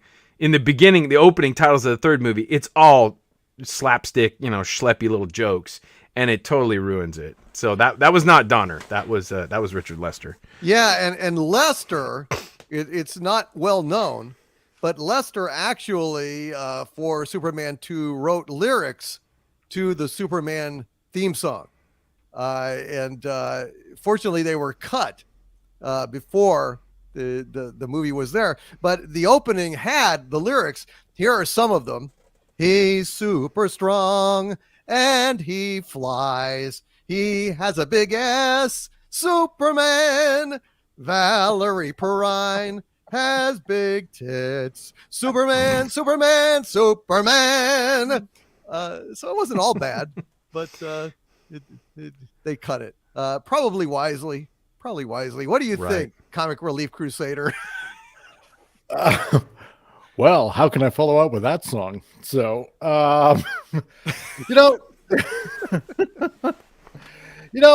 yeah, it's great. I love this movie. It's still has that kind of comic book feel to it, despite some of the corny little gags here and there and whatnot. It's like a comic book. To me, it's like a comic book come to life still, right? That you just open the pages and just spend like an hour or two or something like that, just watching a movie that just really feels like a comic book. I mean, Terrence Stamp, it's a little bit over the top in a way, but at least he projects that real badass supervillain motif, and it's great to see. And Sarah Douglas as Ursa, I mean, when I was younger, I was just smitten by her. I just thought, wow, there's a foxy looking lady, right? And a badass to boot. It's so and Jack Halloran, that's his name. Yeah. It's and I still kind of got a kick out of him. He really didn't say much of anything, but you have the brawn and not the brain. And it's still as fun as a supervillain. And I mean, of course, Gene Hackman as Lex Luthor. It's just Lex Luthor, and I've always gotten a kick of Ned Beatty, just being the incompetent henchman. Just the goofiness, right? It just brings it all together. I thought, really nicely, really fun, and it's a great way to just lose yourself for at least a couple of hours with with this comic booky feel to it, which is great. Love it. Yeah, it's a really good movie, and even when it's bad, it's still good. I love it. Yeah. Mexican Iron Man, anything you would like to say about this? We need this kind of Superman story in the modern era. We need a hero. We need positivity. We need truth, justice, the American way. Hell yeah. And we need a movie like this right here, right now. I mean, I just absolutely love this movie. I've seen it. I'm like Gary. I don't even know. I don't even know how many times I've seen it, and I have seen this more than I've seen Superman originally, because I think Mhm. I get wrapped up in the villains and all the line kneel before Zod. Yeah. Yes. Yeah, Um, Zod was mm. amazing. He was a great villain. So and him and, I love, Gene Hackman and him together. You know, Yes. exterminate me. Yeah. Lex Luthor, the greatest criminal mind of our time. The only man, kill him with Superman's address. I mean, it's just a great. Luther has no concept of his mortality at all at that He doesn't moment. He's care. like, me? Lex Luthor? Exterminate I know. me. And it's What? You know, like, it's so great. I'm the greatest criminal mind of this planet. God. It was great, man. Yeah. Bow, so- scrape, kneel. What am I going to do with you people? But then, just like Mike and Iron Man can attest to, what happens? He falls for a woman, and his entire world falls apart. Yes, that's right. It's true. Although, to be fair, he didn't have to jump out the window at any point to get away from her husband like some of us here. But never mind. Yeah, Margot Kidder, man, she unfortunately, later on developed some mental health issues and stuff, but she was good at, she was plucky in this, and I liked her in this. Yeah.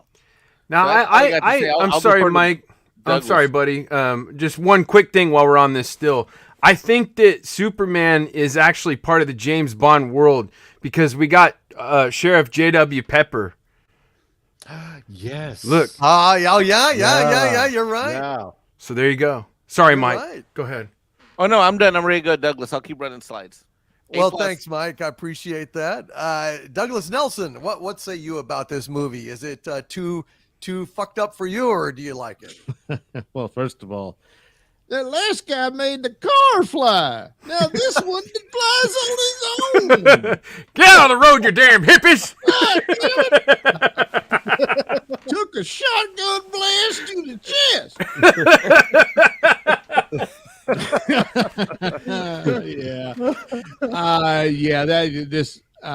Always loved this movie, and especially because when I was a kid watching it was like, he gets to fight people with superpowers, just like in the comic books. So it was that was great.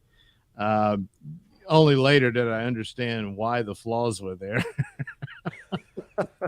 And especially the fight in the city is I love that. There's a lot of, despite Richard Lester's notwithstanding that, but a lot of the battle was just really good. Then it gets to the Fortress of Solitude, and it's Adam West had better fight scenes than that. So Yeah, pow, Far biff, superior. boom. Yeah, they knew how to do it. But all in all, it's certainly the relationship between Superman and Lois is in keeping with the original movie. The original movie, the tone there's a shift there, and it's understandable considering the circumstances. But like the first one is like a 3-act play, and then you get to Superman in the third act.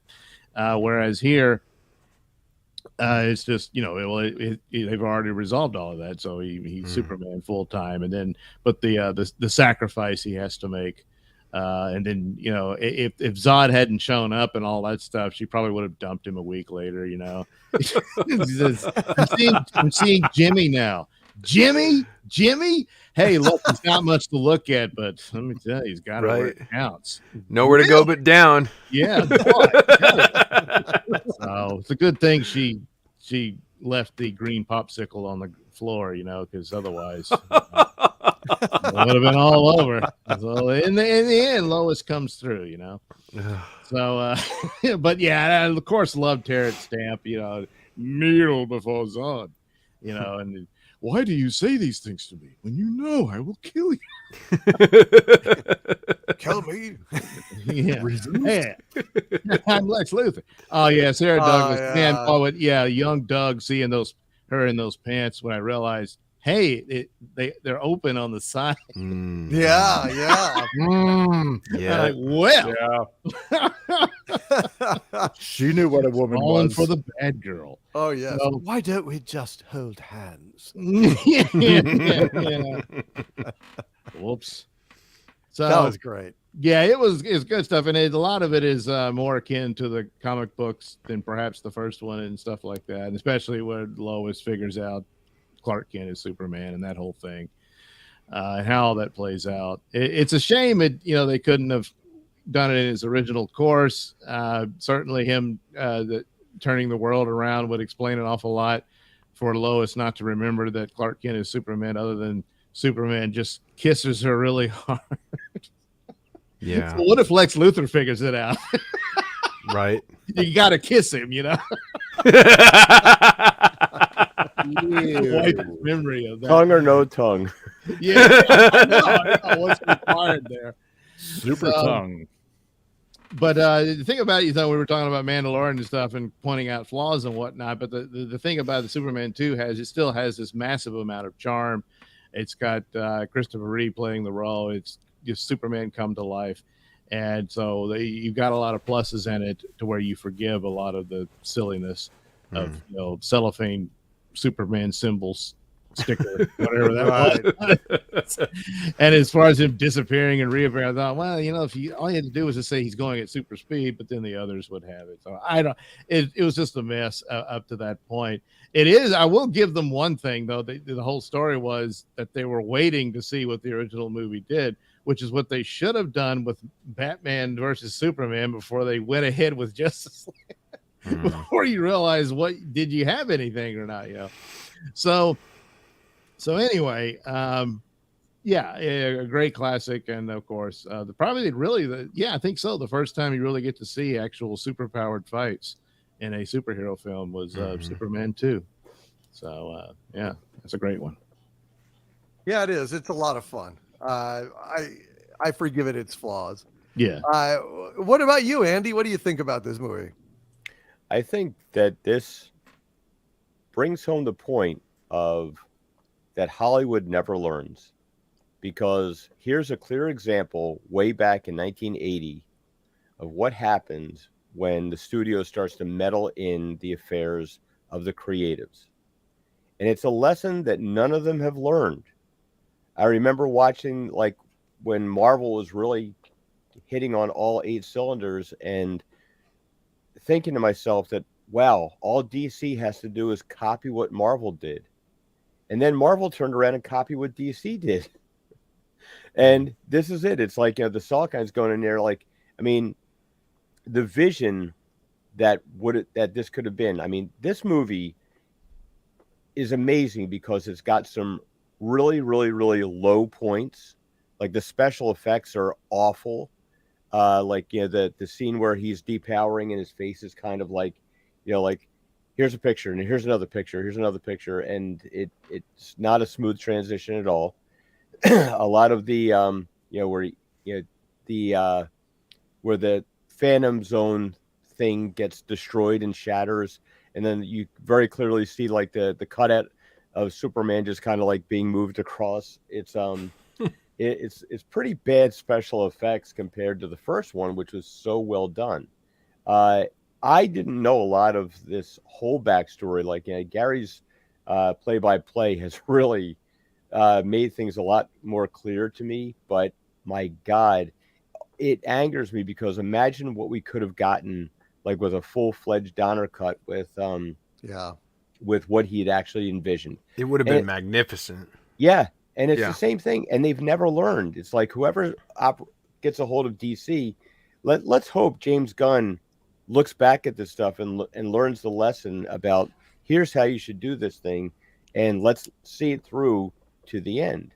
Now, there are some great things with this, some really cringe things, but some really great things. There's, to me, the thing that always Sarah Douglas is I don't know what it is about her, but she's just got this cool, sultry. It reminds me of Ellen Barkin kind of has a little of this, where she's doesn't have to do much, but just exudes this sex appeal.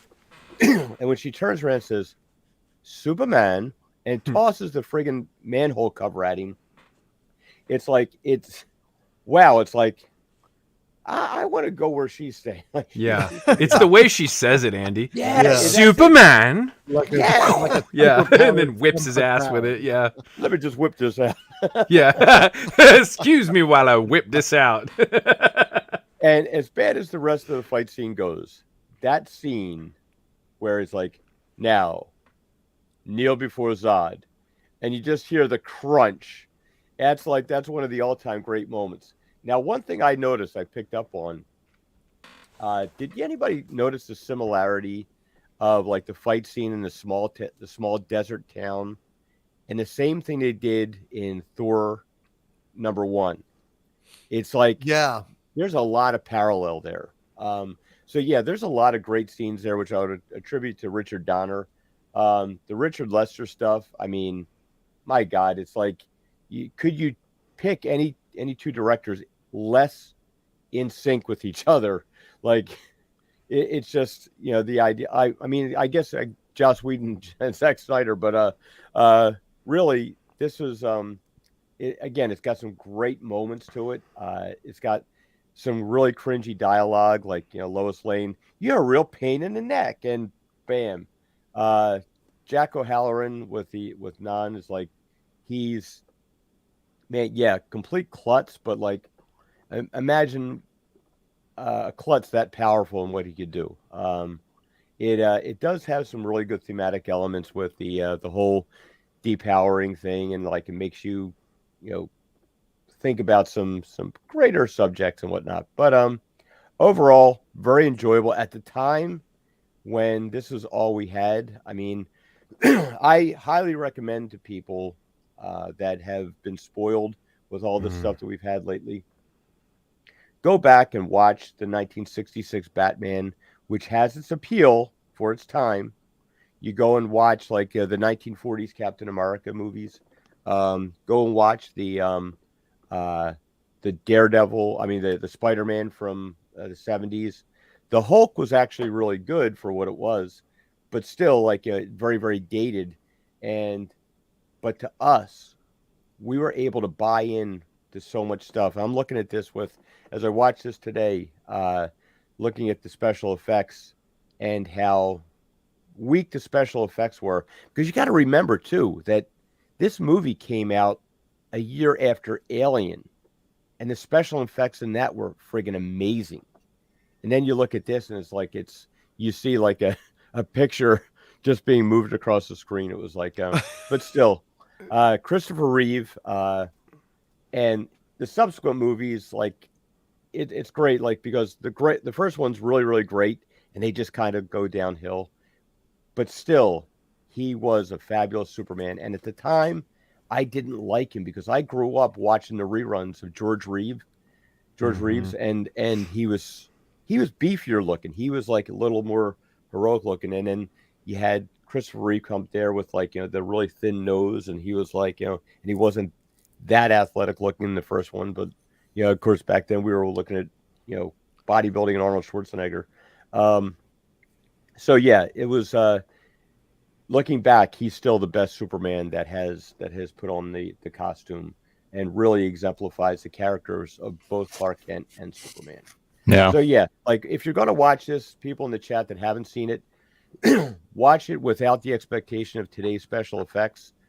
But sad to say, look for the potential. And, I still have to check out the Donner cut, which, Gary was nice enough to send my way. But Richard Donner, I mean, if you look at the classics that he's created, and once you see his work and other things, you'll see his DNA and his thumbprint all over the best parts of this movie. Andy, there's I don't know if I sent it to you guys yet, but I found on the Internet Archives, a fan did a fan cut of this movie, and it's a mix of the good stuff from the Donner cut and then what needed to be kept in from the Lester cut. And from the look of it, it looked pretty darn good. It looked better than the Donner cut. Wow. So I'll send that to your way, all you guys. It's on the Internet Archive. Whatever. I don't remember the website for that. It is there though. It's free to check out. But that was from what I saw from it, it looked even better than the Donner cut. I think there's something else that we have to remember as well with these classic movies here with Superman. What you're seeing here is actually really classic Superman, because in 1986, John Byron, when he went over to DC, he was asked to basically retool Superman, where he gets most of his powers from the sun, basically, which is now the Superman that you're seeing in movies. What you're seeing here also is more classic Superman, the way he originally was. He wasn't powered by the sun or anything like that. You're seeing really classic Superman. Yeah. And along those lines, I love the primary colors of his uniform. None of this muted Zack Snyder, dark universe crap. Just the beautiful costume. And every time I see it, it makes me smile. He looks like Superman. I agree. It's more uplifting. This movie's more positive. Mexican Iron Man, like you were saying, this movie's a more positive outlook.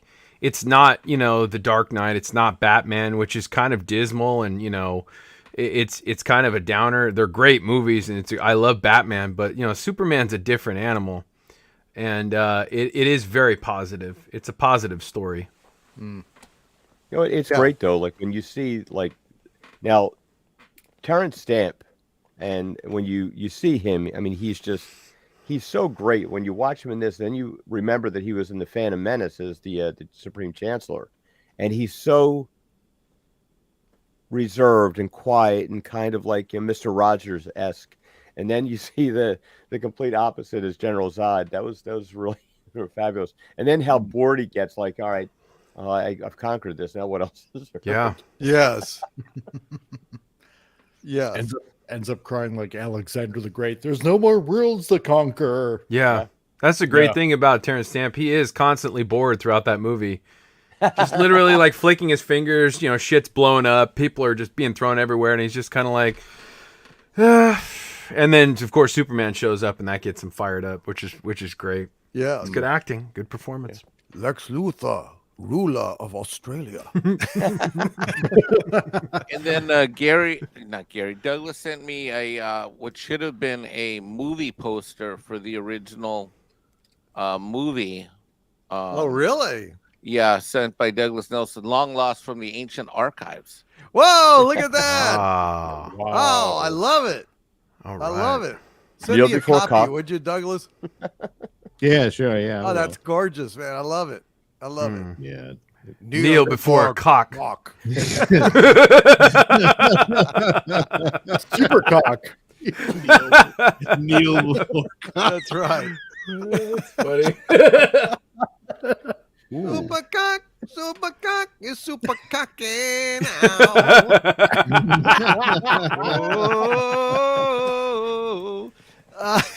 Anyway, so that has been our discussion of a little bit of a guilty pleasure. I would say that this movie was probably the guiltiest of our movies that we love pleasures thus far.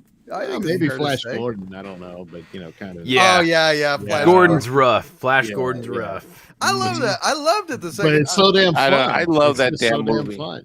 You're right. Flash Gordon's Soundtrack worse. rocks. Yeah, but Flash Gordon's it's worse. You're right. yeah. Well, we can do worse. I think we should. Oh, we can for sure. I We can think, do you know- Superman 3 or 4 for fuck's Oh sake. man.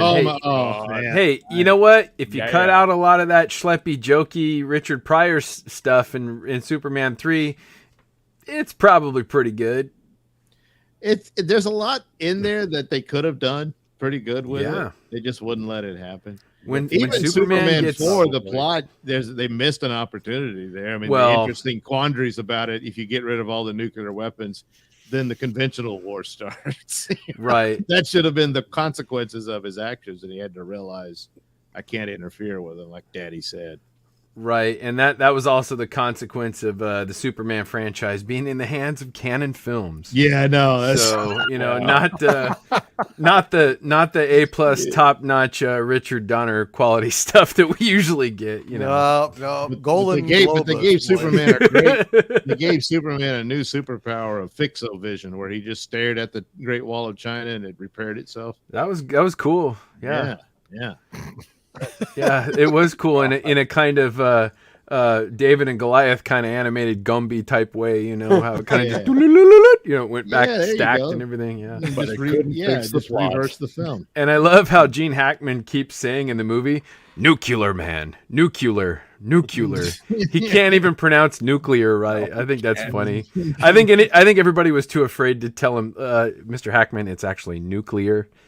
It's whatever the fuck I say it is. Nuclear, I says. He's a nuclear, Exactly. nuclear man. So, You question me? my English. Luther?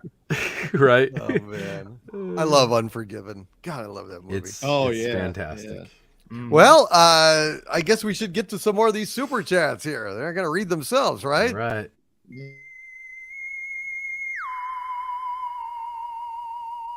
Super chats, mofo. All right, I super was chat. outside with Bambino. I heard one had my name on it, but you skipped it, right? Yes, let me go ahead. Aaron Pipes with a $5 super chat. Thank you, Aaron, who is a producer on tonight's show. Aaron says, Mexican Iron Man, why are you not suing KK for breach of fiduciary duty as a shareholder? Because I mean, there's so many layers to that question. First of all, I mean, I don't even know where to start. You can't share. Shareholders don't do lawsuits against. It's in the shareholder agreement. You can't sue the company unless there's. You can't sue the company. I mean, you just can't as a shareholder. That's why. Nelson Peltz had to do what he did. He had to get shareholder proxy votes. You could vote people in and out, but you can't do anything like companies insulate themselves against being able to have their officers sued by investors. It just doesn't work that way. Okay. So it won't work. KK's not an officer of the company. She's a mid-level manager. I've said it on the show and I've said it on Midnight Stage a million times. You know, all of you who think that KK is the problem for the creative choices we've gotten. But she's not the real problem. The real problem is the board of directors that endorse this woke-ass crap, and they follow what BlackRock and Vanguard does, and that just trickles down to allow cultural felons like KK to commit the crimes that they do. The real people that need to be held accountable are the members of the board of directors. Yeah. Because they hire KK and Victoria Alonso. Yep. Yes, indeed. Yes, indeed. And that's what Doomcock does. Doomcock holds everybody accountable. I do my best, man. You do. Because you're one of the only, and not the only, but damn near one of the only channels that has a comprehensive global view of this thing, where you recognize that it's the shareholders, it's the directors, it's the officers, it's the line producers, it's the creative showrunners. You know, I mean, that's a lot of ground to cover with your Hollywood contacts. You know. Yeah. It's a calling, and leaves me tired, but it's a good kind of tired. Yeah. Shadow Lion Zero with a $10 super chat. Thank you, Shadow Lion. Says the Sacrilege trilogy was Kennedy's revenge against Lucas, but I felt bad for the writers of the EU whose hard work and characters were plagiarized in Woke Awakens, and for what? An inferior product. Yeah. What a terrible waste of potential, of talent, and of actors too. Great actors in that. Max von Sydow just tossed away like garbage in the first 3 minutes of the fucking thing. Oh man. Thank you, Shadow Lion Zero. Troy Neenan with a $5 Australian super chat. Thank you, Troy. I'm sorry I couldn't answer your earlier question about your Australian characters, but maybe I can do better on this one. Troy asks, can your Hollywood spies find out what the deal with gingers are? Oh, that I don't need them to tell. It's just a reflection of racism and Hollywood's extreme hatred of white people for some bizarre reason, which I can't fathom. Yeah, I mean, every fucking redhead that's out there, including the animated ones, for Christ's sakes, are being replaced by women of color, people of color, whatever. It's just become a cliche, so transparent now that it's pathetic, and people are sick to death of it. There's nothing wrong with redheads; they're beautiful folks, and your discrimination against them borders on pathological and hatred. Hollywood. So go fuck yourselves on that. Yeah, Also, next Spider-Man movie is going to have Whoopi Goldberg as Mary Jane Watson. Oh yeah. no! And the rest of the cast of The View is 3 different alternate universes Spider-Man. So it's going to be really something. They hate on the redheads because we love them so much, man. That's right. Right, That's redheads right. are hot, man. It's going to be Spider They, starring The View. Spider They. It's bad enough we're getting 2 Ezras in the Flash. They can literally call themselves them. They. It's them and they here. Also, Troy Neenan adds, I like your channel more than Nerdrotic. He doesn't answer the small super chats. Well, thank you, Troy. I treat all of you guys with respect. I love you all. And listen, I appreciate every single donation to the channel. And that's why my live streams, go so long. Because not only do I read the super chats, small or large, but I also read comments in the regular chat, because not everyone can afford to super chat, and they shouldn't be excluded. I do the best I can. And it's because I really do appreciate each and every one of you. So thanks, Troy. I appreciate And may I compliment you on the fact that one of the reasons I love being on the show is, like Andre and certain channels, no super chats are ever left behind. Yes, sir. Yes, sir. I believe that passionately and strongly. Aaron Pipes with a hold on a sec. Aaron Pipes with a $5 super chat. Thank you. Aaron says maybe they can convert the Galactic Cruiser into an adult film set featuring Rancor Steve. Well, funny you should say that. That's where Steve is right now. No. There is there's an Excalibur lightsaber stuck into a stone, and he's currently twirling on that lightsaber. That's and, correct. In little booties and in short shorts. Yes. Who likes short shorts? Not me when Rancor Steve is wearing them. Thank you, Aaron Pipes.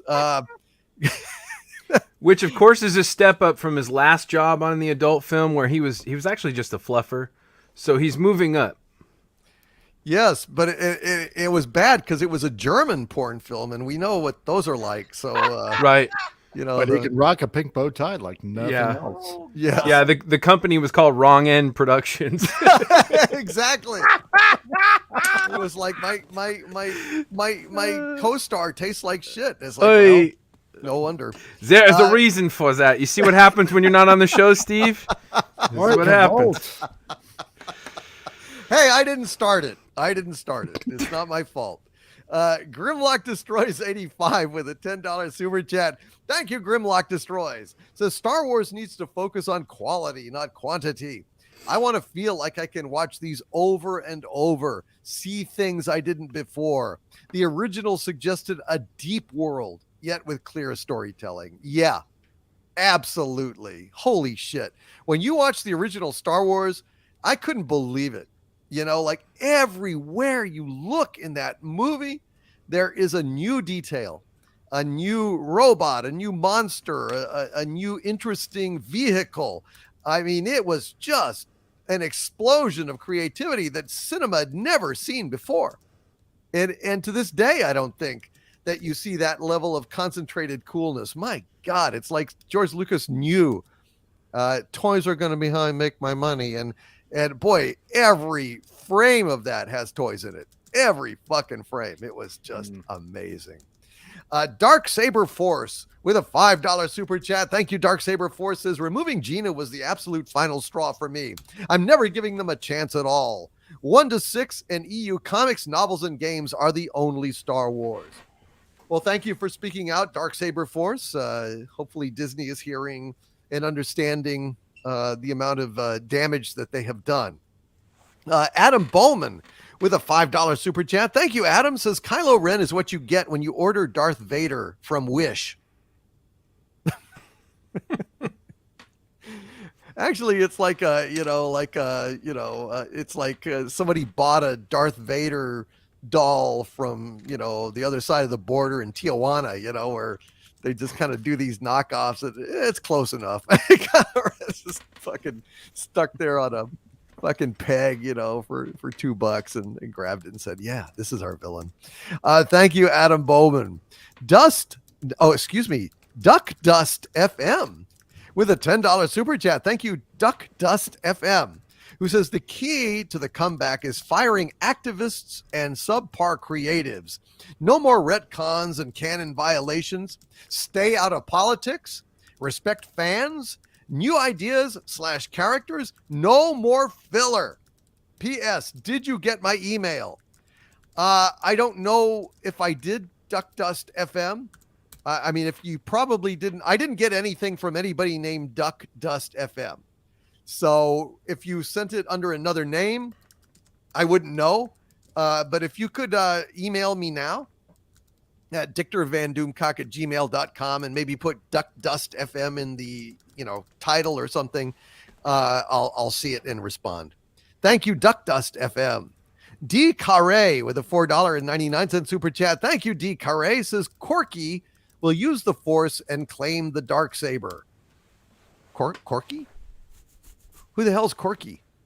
Wasn't that the show with the Life Down Goes On syndrome guy? Yeah. Oh, okay. Why not Urkel? Eh? Did I do that? There's Kathleen Kennedy's famous line. Did I do that? How about Gary Coleman getting the Darksaber? What you talking about, Vader? That'd be good. Thank you, D. Carre. Yin Wolf with a £2 super chat. Thank you, Yin Wolf. Says Doomcock, how would you have done Star Trek TV series? Well, not like Kurtzman Trek, I mean, there's a lot of different ways that you could have done a Star Trek TV series. You could carry it forward after Voyager. I mean, that's potential. But, the great problem with Star Trek shows is you need very strong characters. It really doesn't matter if you set it in the future past Voyager. It doesn't matter if you set it in the past. You could set it in the Federation era, but just on a different starship. I mean, it's a huge galaxy out there, Okay, so the Enterprise, left Earth and went right. Have the Farragut or something leave Earth and go left. And you just are in an entirely different starship, having different adventures, but with a compelling crew. That's the key. And also being faithful to canon. As long as you have good writing, strong actors, doing something remarkable, that's all you have to do. A lot of people say, well, I wanted to see it move forward. Well, I mean, how much more can you do? I mean, in terms of technology, that's not what Star Trek was. Star Trek was about, morality plays, heroism, optimism, humanity. And they were very, very human-centric stories about strong characters that we cared about. And that's what is needed.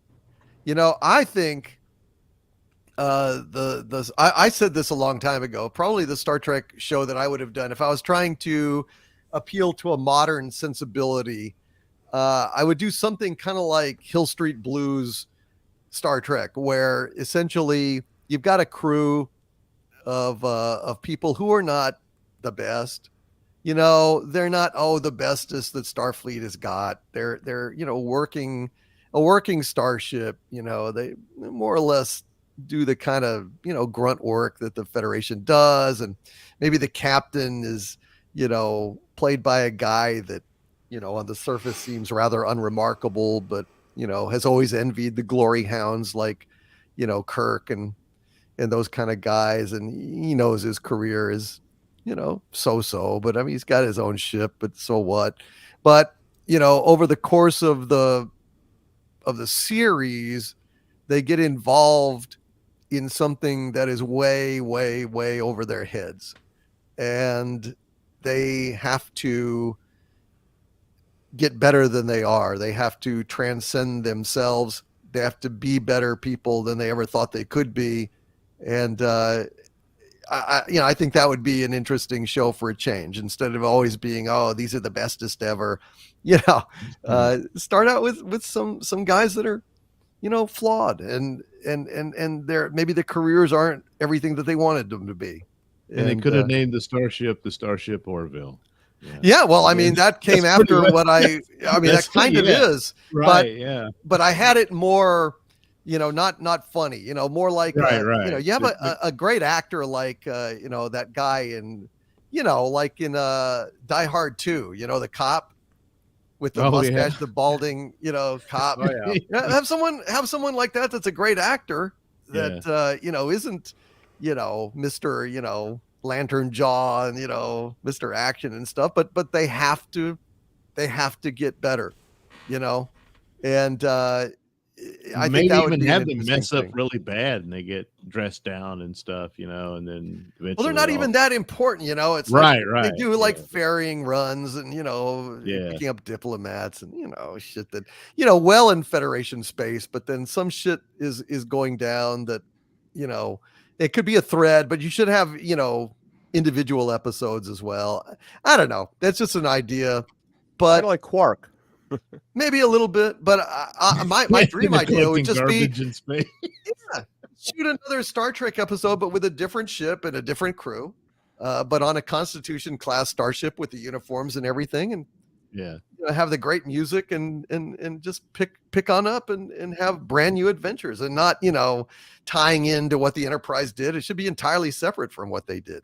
You might hear a few things over the radio from time to time, but updates and shit. But I have a concept.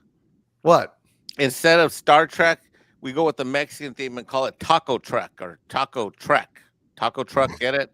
And we follow the adventures. We follow the adventures of a Latino starship feeding the Federation. Yes, Mike, why don't we just call it a Star Trek? Perfect. Done. There we go. You have a budget of $1 to produce that show. space, the final frontier. The These are the USS, voyages of the starship Taco Low- Trek. USS Lowrider. Delivering burritos to planets far and wide. Is 5 años mission Yeah. to explore new ways to distribute tacos. Stuff like that. I think that'd be great, Mike. Let's make it happen, shall we?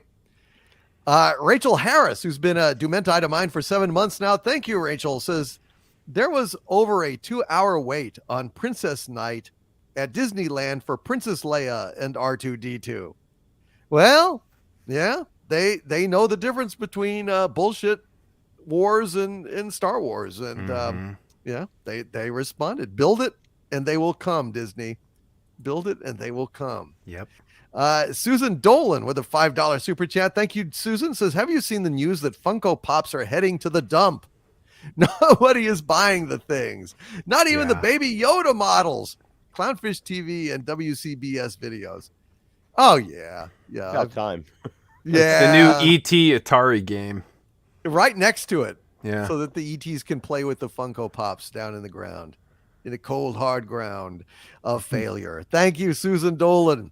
Thomas Grunke, been a Dumenta to mine for 3 months. Thank you, Thomas. Says, is it sad that I enjoy watching the game trailers for Star Wars The Old Republic more than most of Disney Star Wars content?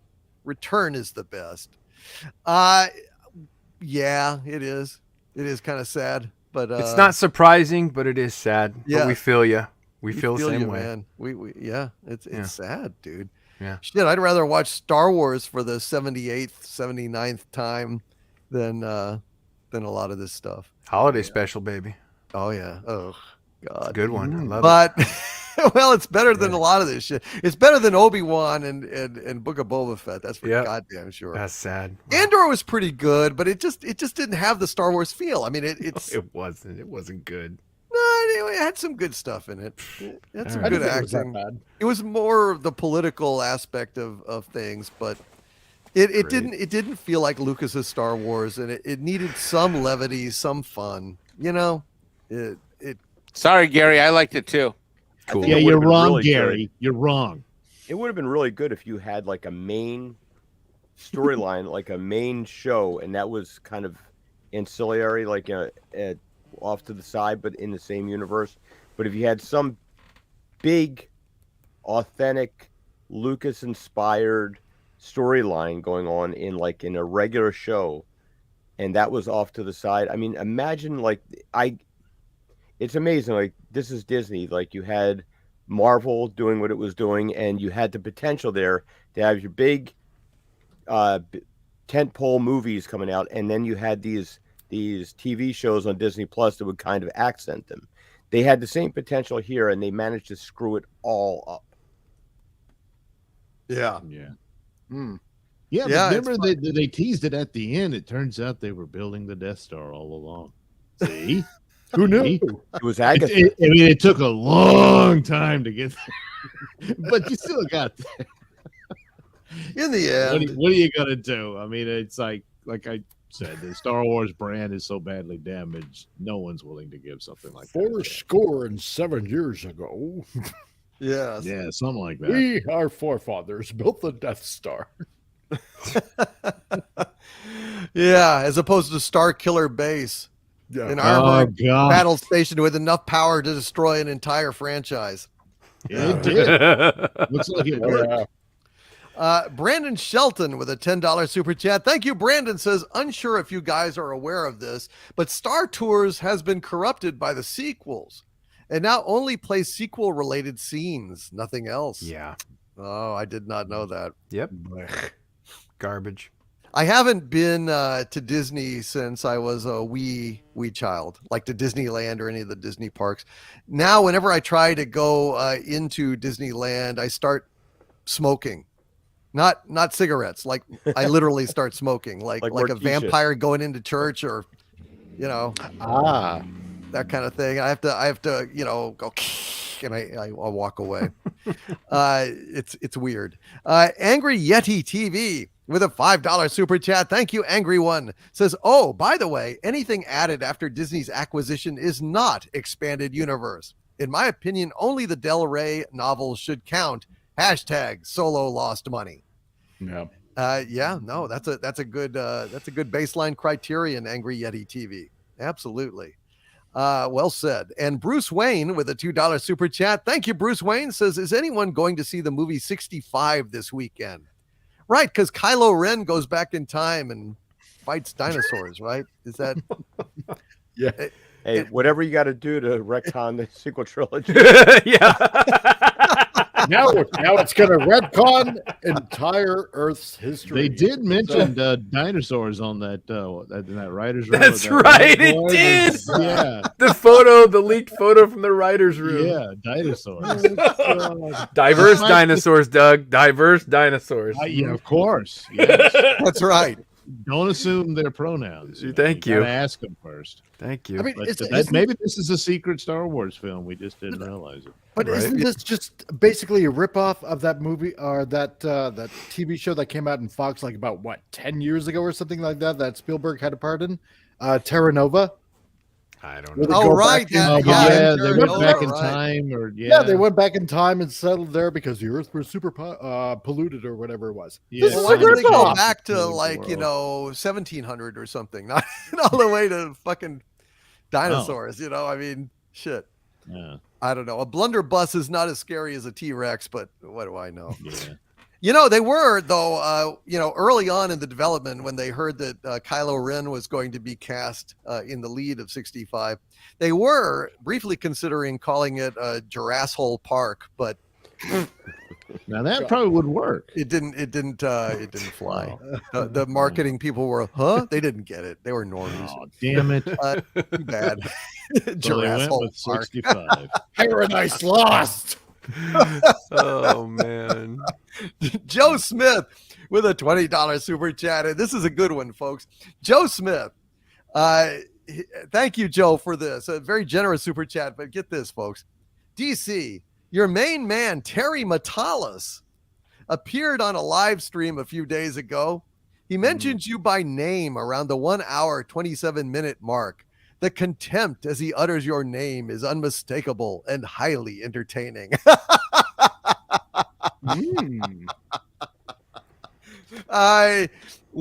Terry Matalas, it's mutual. Yeah. Terry definitely has some Xanadu sand in his vagina, doesn't he? Yeah, it gets everywhere, and it's so irritating. And Fucking coarse. little bitch. The Yeah, question is, what's he going to do now? Because he has no more series to milk that have like are on their last legs that he can jump in and just kind of like throw in some member berries. Like, where's he going to go from here? Well, maybe he's hoping one of the Yellowstone spinoffs will start to suck or something. I don't know. I don't know. He's around. Try to suck off the teeth off Kurtzman, maybe. He's going up and down, Hollywood alleys, looking in trash cans for discarded scripts. I don't know.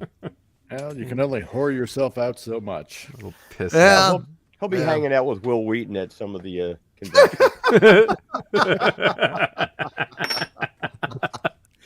Oh my God. That's going to be really embarrassing when at some point Will Wheaton turns to him and says, "Shut up, Terry." It's going to be really, really bad. Really embarrassing. But well, when you start your show out playing the song, "I Don't Want to Set the World on Fire," don't be surprised when you don't. It's just the way it is. Romulo Garcia. It's been a Dominion of mine for 22 months now. Thank you, Romulo. Says Grogu needs to get written off or killed off. Oh, that's mean. They're never going to do that. Romulo Garcia wants to kill Grogu? Kill Baby Yoda? They just need to get Baby Yoda under control. That's my point. It's like, he was supposed to be gone by now. And, 2 seasons of it was a novelty. Now that pony's trick is getting old. And if they really had balls, they'd like go into the future and have him turn to the dark side and become Darth Grogu. that would be something else. That's right. Or he should rip his head off and it's Jar Jar under there. Misa couldn't talk yet, but now. Yeah, it would be. It was Misa all along. You and Misa all along. Muy funny. Padre with a $19.99 super chat. Thank you, Padre. Says Disney, the Grogu / Darksaber prediction is just me predicting the plot, not a critique. Yet you've handled Mando well so far, minus the Grogu / Jedi bit and the Gina debacle. $200 if I'm right, 100 if I'm wrong to Bunny Trail Rescue. So we're pulling against all odds for Grogu to get the Darksaber, as bad as that would be. That would be terrible. What the fuck? I would love to see Grogu sitting on a throne with the Darksaber, like, between his hands, on the ground. And he goes, and you see subtitles, Grogu, what is best in life? To play with balls. Swing the Darksaber and learn how to talk. That would be, I don't know. Well, hell, that's right up Disney's alley. The little kid playing with balls. Well, he does. It's like the thing with the, Mando's, little whatever, silver. Anyway, Nico Glock with a $20 super chat. Thank you, Nico. Says Mexican Iron Man, you still owe me child support. Says Nico Glock. Uh-oh. Stop drinking and sending send super chats, drink more. Send more super chats. There you go. I was about to tell them to stop drinking and stop sending super chats. No, drink more and send more super chats. Nico Glock. Wow. Joe Doyen with a $1.99 super chat. Thank you, Joe. Says not sure where the plot is going on Mando now. Well, we shouldn't be. If it's that predictable, that's bad. But I know what you're saying, and I don't have any idea either. Joe, somebody was saying earlier in a super chat that Mandalorian, the first 2 episodes felt like video game cutscenes, and it doesn't feel that way to me. Did it feel that way to any of you guys? Nope. I don't get that. I don't get that comment. It started with Chris Gore. Chris Gore on his review mentioned that, and other people have been aping it. That. I don't get it. I don't feel that way. I don't feel that way at all. I don't know. Okay. I love Chris Gore. I just disagree with him on that one. Yeah, I don't see it. Sam Whiskey with a $4.99 super chat. Thank you, Sam. Says the reason why they hate Kirk is because he pointed out the woke monster on the wing. There's a monster out there, and I think he's woke. I told him, hey, get off the plane. And he said, my pronouns are they and them. I said, get your they, them ass off the wing. And he went to a safe space. Joe Doyen with a $4.99 super chat. Thank you, Joe. Says, what did Mando say when he started a new muscle building diet? This is the way. Yuckity yuck. W-H-E-Y. Hail Joe Doyen. I love it. I love it. Sam Whiskey with a $4.99 super chat. Thank you, Sam. Says, I see Mando is now babysitting Grogu's big sister. Is she really the last of us? What? Is he talking about on the show The Last of Us? Yeah. Oh. Yeah. I don't know. Yeah, I'm not didn't watching see that. it. I'm not watching that. Yeah. I'm playing. I'm not watching that. I don't give a shit. I've seen enough on set. I've heard bad things. I don't know of where it's going. I don't know. Joe Lamont with a $2 super chat. Thank you, Joe Lamont. Says Land of the Lost is vertigo compared to J.J. Abrams.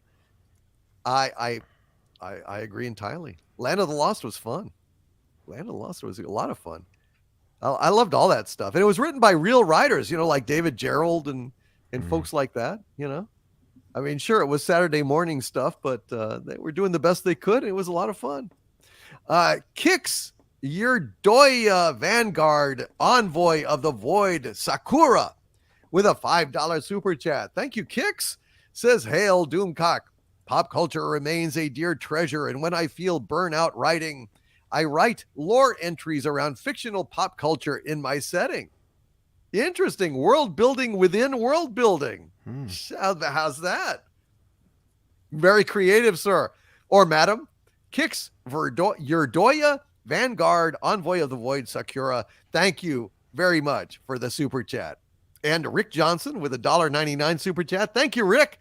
Says, Land of the Lost is Citizen Kane. And of course he would say that because he's got a slee stack as his avatar, which, I recognize, of course, being a What a fan great of name. Lost. Rick Johnson. Rick Johnson. Yeah, baby. He was a slee stack, and he didn't take any shit. Hail Rick Johnson. Alien Love with who has been a member of mine for 4 months at the Dominion level. Thank you, Alien Love. Says, you speak for this longtime Star Wars and Trek fan.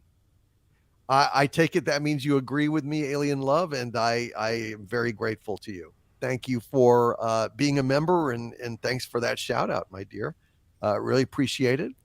And Kelvin Wellborn, who's been a Dominion of mine for 26 months now. Hail to Kelvin, all the way in Australia. He says, hail to Overlord DVD and chat. PCB is the best. Thank you, Kelvin. You hear that, boys? We're the best. I love it. Hell yes. Damn right. Thank you, Kelvin. Hell yes. Robert 359 with a $5 super chat. Thank you, Robert. Says, longtime player of the MMO Star Trek Online. The secret hideout benefit from this? No, that was prior to his license. Although if there's elements of Kurtzman Trek shit in there, would they get some benefit? I don't know. Probably, but not the majority of it. But I haven't played it, so I couldn't say, Robert. But I mean, if there's a Mikey Spock in there, or Kling Orcs, or any of their horrible bullshit, then I mean they. Well, but I mean, it doesn't run. It runs up to the parent company, and then it's part of their slice they get as part of their overall. I mean, I guess it is a part, but it's a part of what they get. Yeah, it's tricky. It is tainted, but not terribly. It won't kill you. It'll just make you puke a little bit. Sam Whiskey with a $4.99 super chat. Thank you, Sam. Says the Star Trek Discovery ship is a copy of the invading ship from the TV show Fireball XL5. Episode 34, Invasion Earth. Really? Wow, I've never seen Fireball XL5. Huh. Episode 34, Invasion Earth. Sam, could you send me a picture of that? I'd like to see it. Let me know. DictorVanDoomcock@gmail.com. Thank you, Sam Whiskey. Ashen Sands with a $10 super sticker of Super Pair flying through the air. Thank you, Ashen Sands. Hail to you, Speed of Lightning, Roar of Thunder, Super Pair. And TLJ Screwjob with a $2 super chat. Thank you. TLJ Screwjob says Mando plus Kang equals Worf effect in action. Well, I don't think Mando or Kang has beheaded a helpless, unarmed Ferengi, turning Worf into basically a punk, and Dr. Crusher into a homicidal asshole. Like they forgot that phasers have stun settings that she could have used, But oh well. Hey, this isn't Star Trek. It's I don't know what the fuck it is. Some kind of generic bad science fiction shit from the I don't know. Fucking hell. It's just awful. X with a $1.99 super chat. Thank you. X says, Disney, if you're listening, rehire Gina Carano. Excellent advice, X. Thank you. Bruce Wayne with a $2 super chat. Thank you. Bruce says, I sent you a link on Twitter in a direct message. Thank you, Bruce. I will go and check that out. And I appreciate the tip, my friend. The Funny Hatter with a $5 super chat. Thank you. The Funny Hatter says, you can have your heart broken by those you love. My heart is broken from Star Wars, and yet they call me a clown. Ah, yes. Well, you're a Pagliacci, aren't you? You're Ridi Pagliacci. Hail the Funny Hatter. Yes. Star Wars has broken many a heart, and that's what they don't seem to understand is that we're not haters, we're disappointed lovers, and that's what it boils down to. Frank Zanka with a $9.99 super chat. Thank you, Frank. Says, I'm a longtime subscriber to your channel. I'm going to be crowdfunding an audiobook of my sci-fi series, Destiny Aurora. How can I sponsor a video to get the word out? Well, Frank, just shoot me an email at dictorvandoomcock@gmail.com and tell me a little bit about your project, will you? Hail Frank Zanka, audiobook of his sci-fi series, Destiny Aurora, folks. You should check that out, folks. And Ashen Sands with a very kind and generous $20 super sticker of a game controller, celebrating and going, woo! Hail to you, Ashen Sands. Thank you for that. I go, woo, back at you. And I really appreciate your generous support of the channel. Thank you, Ashen Sands. Means you're having a good time, I guess. And Sam Whiskey with a $4.99 super chat. Thank you, Sam. Says Star Wars is not a social media. Star Wars is our mythology. Hail to all. Thank you, Sam Whiskey, for saying that. Absolutely agree. Could not agree more. Disney Sheep Herder with a $10 super chat. Thank you, my friend. Says some doubloons to keep the lights on.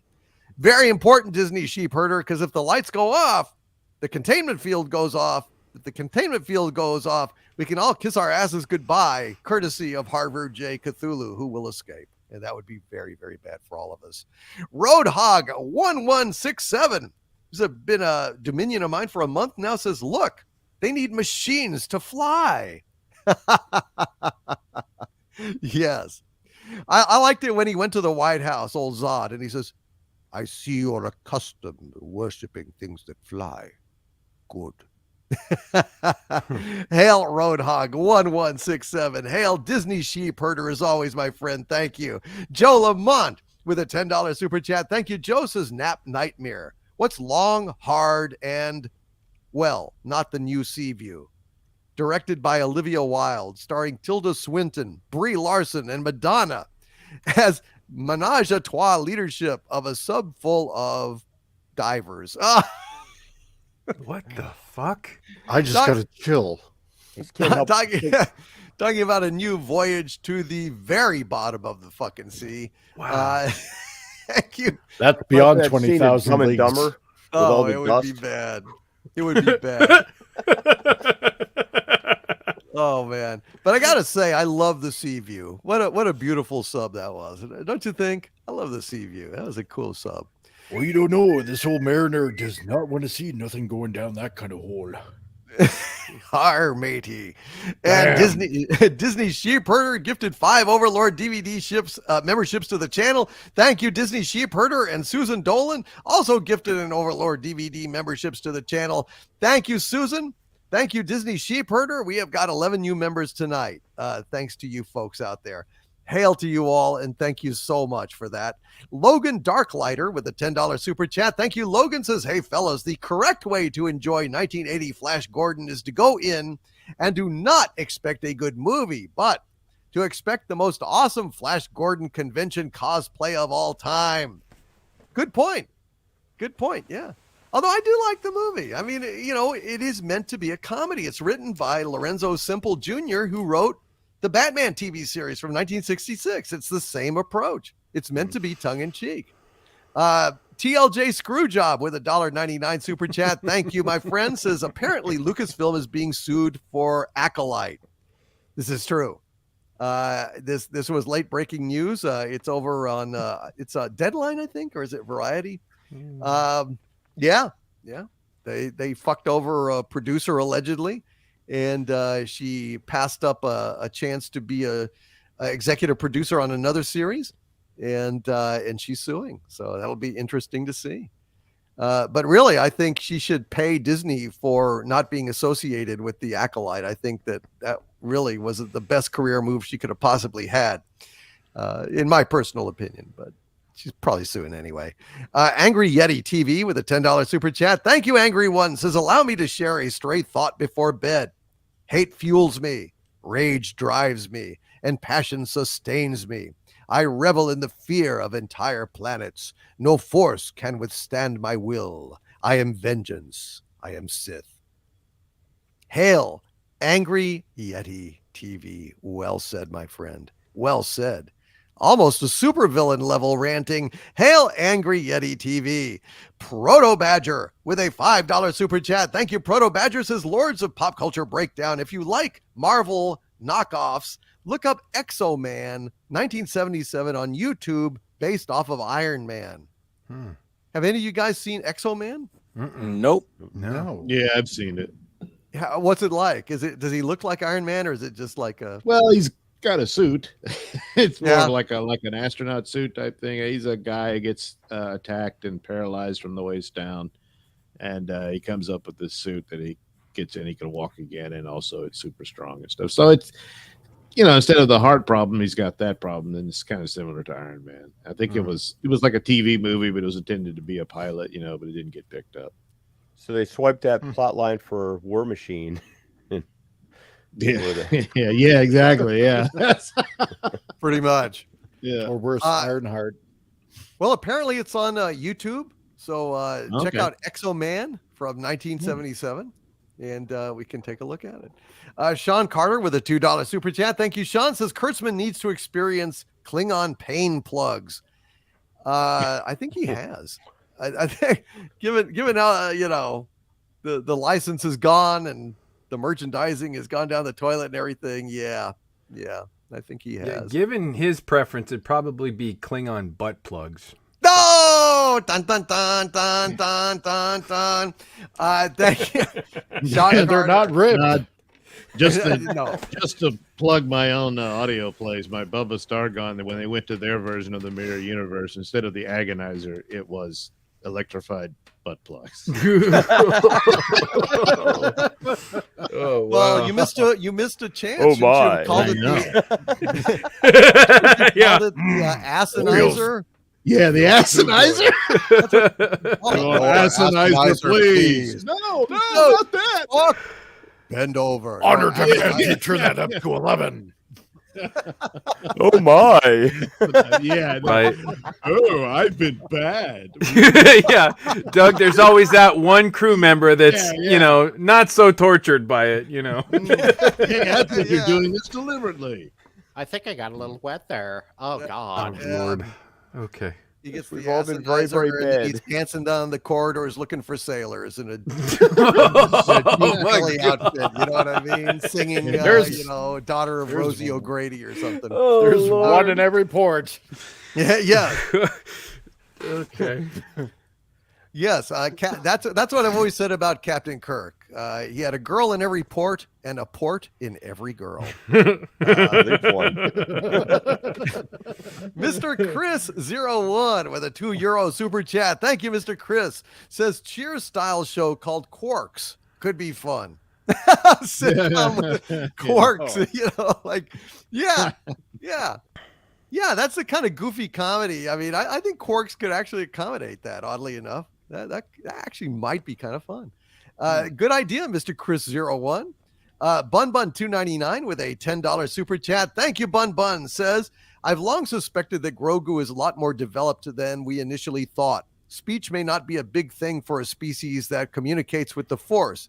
He's still a kid, but not a baby. Yeah, maybe, but I mean the whole baby conceit and the fact that there's no talking is a problem. I mean, he is Yoda's species and Yoda talks, so but it's an interesting idea, Bun Bun 299. Perhaps that's the case. We'll see. Joe Lamont with a $2 super chat. Thank you, Joe. Says Chris Rock production 65 as slap to Smith's After Earth.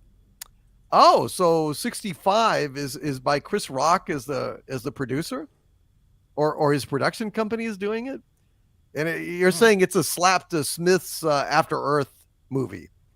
Well, that might be. There are hard feelings there, There really are. Right across the face. Yep. Did y'all see that Chris Rock Netflix concert? I haven't seen it. The yet. comedy saw that special. part. Yeah. No.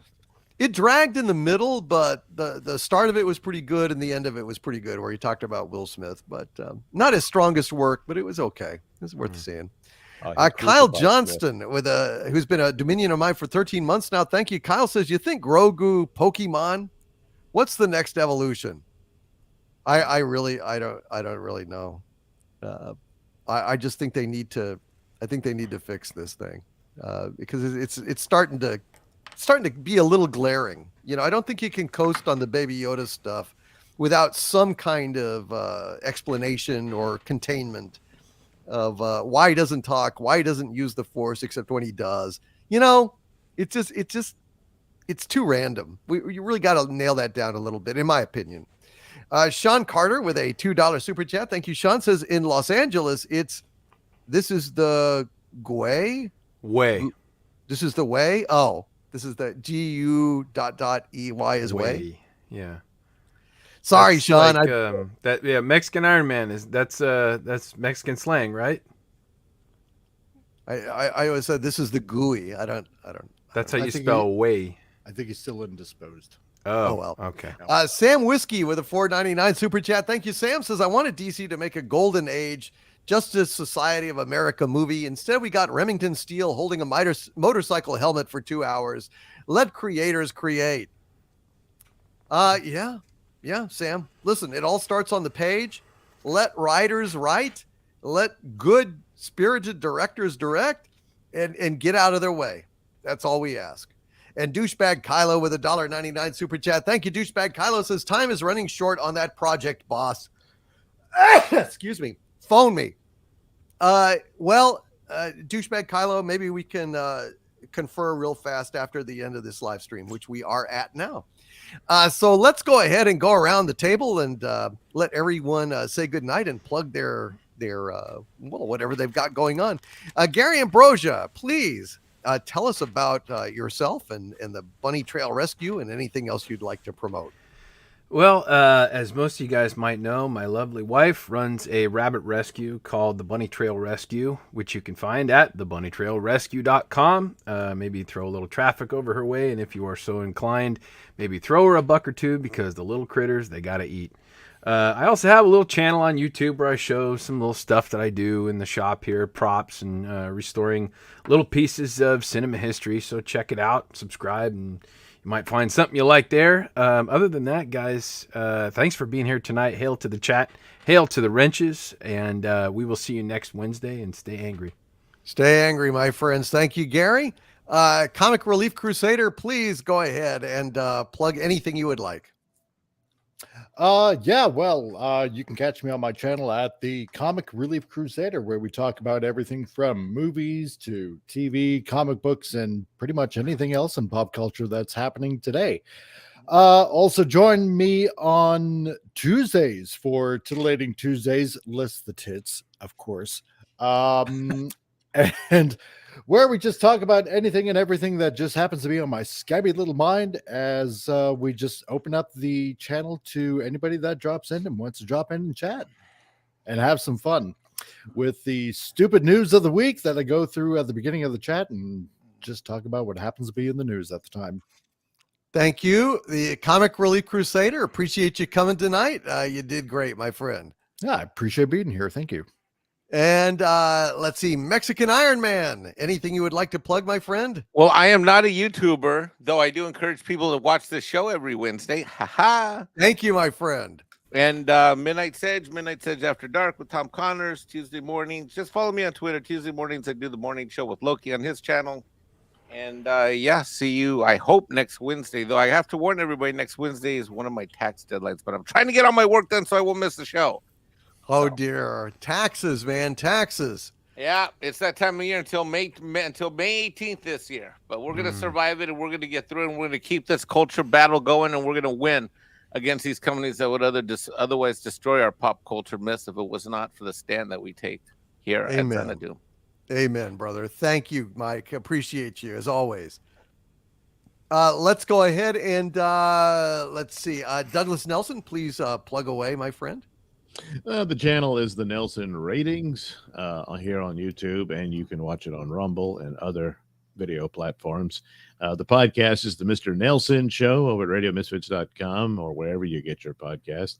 And the comic book is Night Night over at IndiePlanet.com. You can check that out there. See? There it is. See? Gary has his. Where's yours? Yeah. Head over to...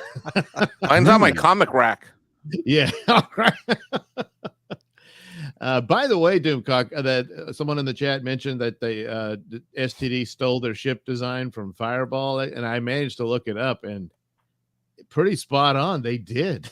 Wow, really? The shape it is two crude images, but still the basic shape of it and everything looks like that's where I thought they had got it from Macquarie's, concept art for the movie way back when. Right. Maybe he got it from this. I don't know. But it's basically that triangle and the saucer thing, Wow. So, I thought they got it from a pizza cutter. So yeah, it would probably get a pizza cutter. Yeah. So there it is. Yeah. Yeah. Well, thanks, Douglas. I appreciate that. I guess I'll have to go look that up or find a picture of it. But anyway, subscribe to Douglas Nelson, of course. And Andy Masterson, please go ahead and plug away. I have the Laboratory of Mayhem, where I've previously made spectacular action figures. Yes, look at that. However, tonight, I've gotten new inspiration. Thanks to this panel and this show, and with the amount of people that are actually watching Picard Season 3, I am now going to apply all my efforts in sculpting a new line of Klingon butt plugs. And I know just where I can sell them to everybody who's tuning into Picard Season 3. Yes. Got a great market of about you got a great market of about 20 people. That's good. No. Boy, that's some real character assassination there. Not very nice. But all right, fair enough, Andy. I can't wait to see that. Don't make one for my figure though. I'm not not in the market for that. Not in the all market. the latest accessories. I'd have to put on that zinc dyed beard. Included with the Mikey Spock figure. Yeah. Right. Oh, that would be great. Well, thank you very much, Andy. I appreciate you, man. All right. Well, guys, I want to thank all of the wrenches who did such a marvelous job tonight. Love you all very much. And I want to thank all of our viewers out there in YouTube land across this great planet of ours, listening all parts of the planet. Love you guys. I hope you all had fun tonight. We certainly did. And hope that you will come back next Wednesday for Pop Culture Breakdown. And also pop in to Friday Night Frolics. It's an entirely different kind of show. It's song parodies and goofy comedy bits and occasional rantings and ravings and madness with Harvey. It's a lot of fun, and it's a great community, and I hope you guys will join us there. All right. From the center of the earth, this is Dictor Van Doomcock and my panel of pop culture pundits bidding you all, my friends, oh yes, stay angry. Good night, everybody. Bye-bye. Night. Night.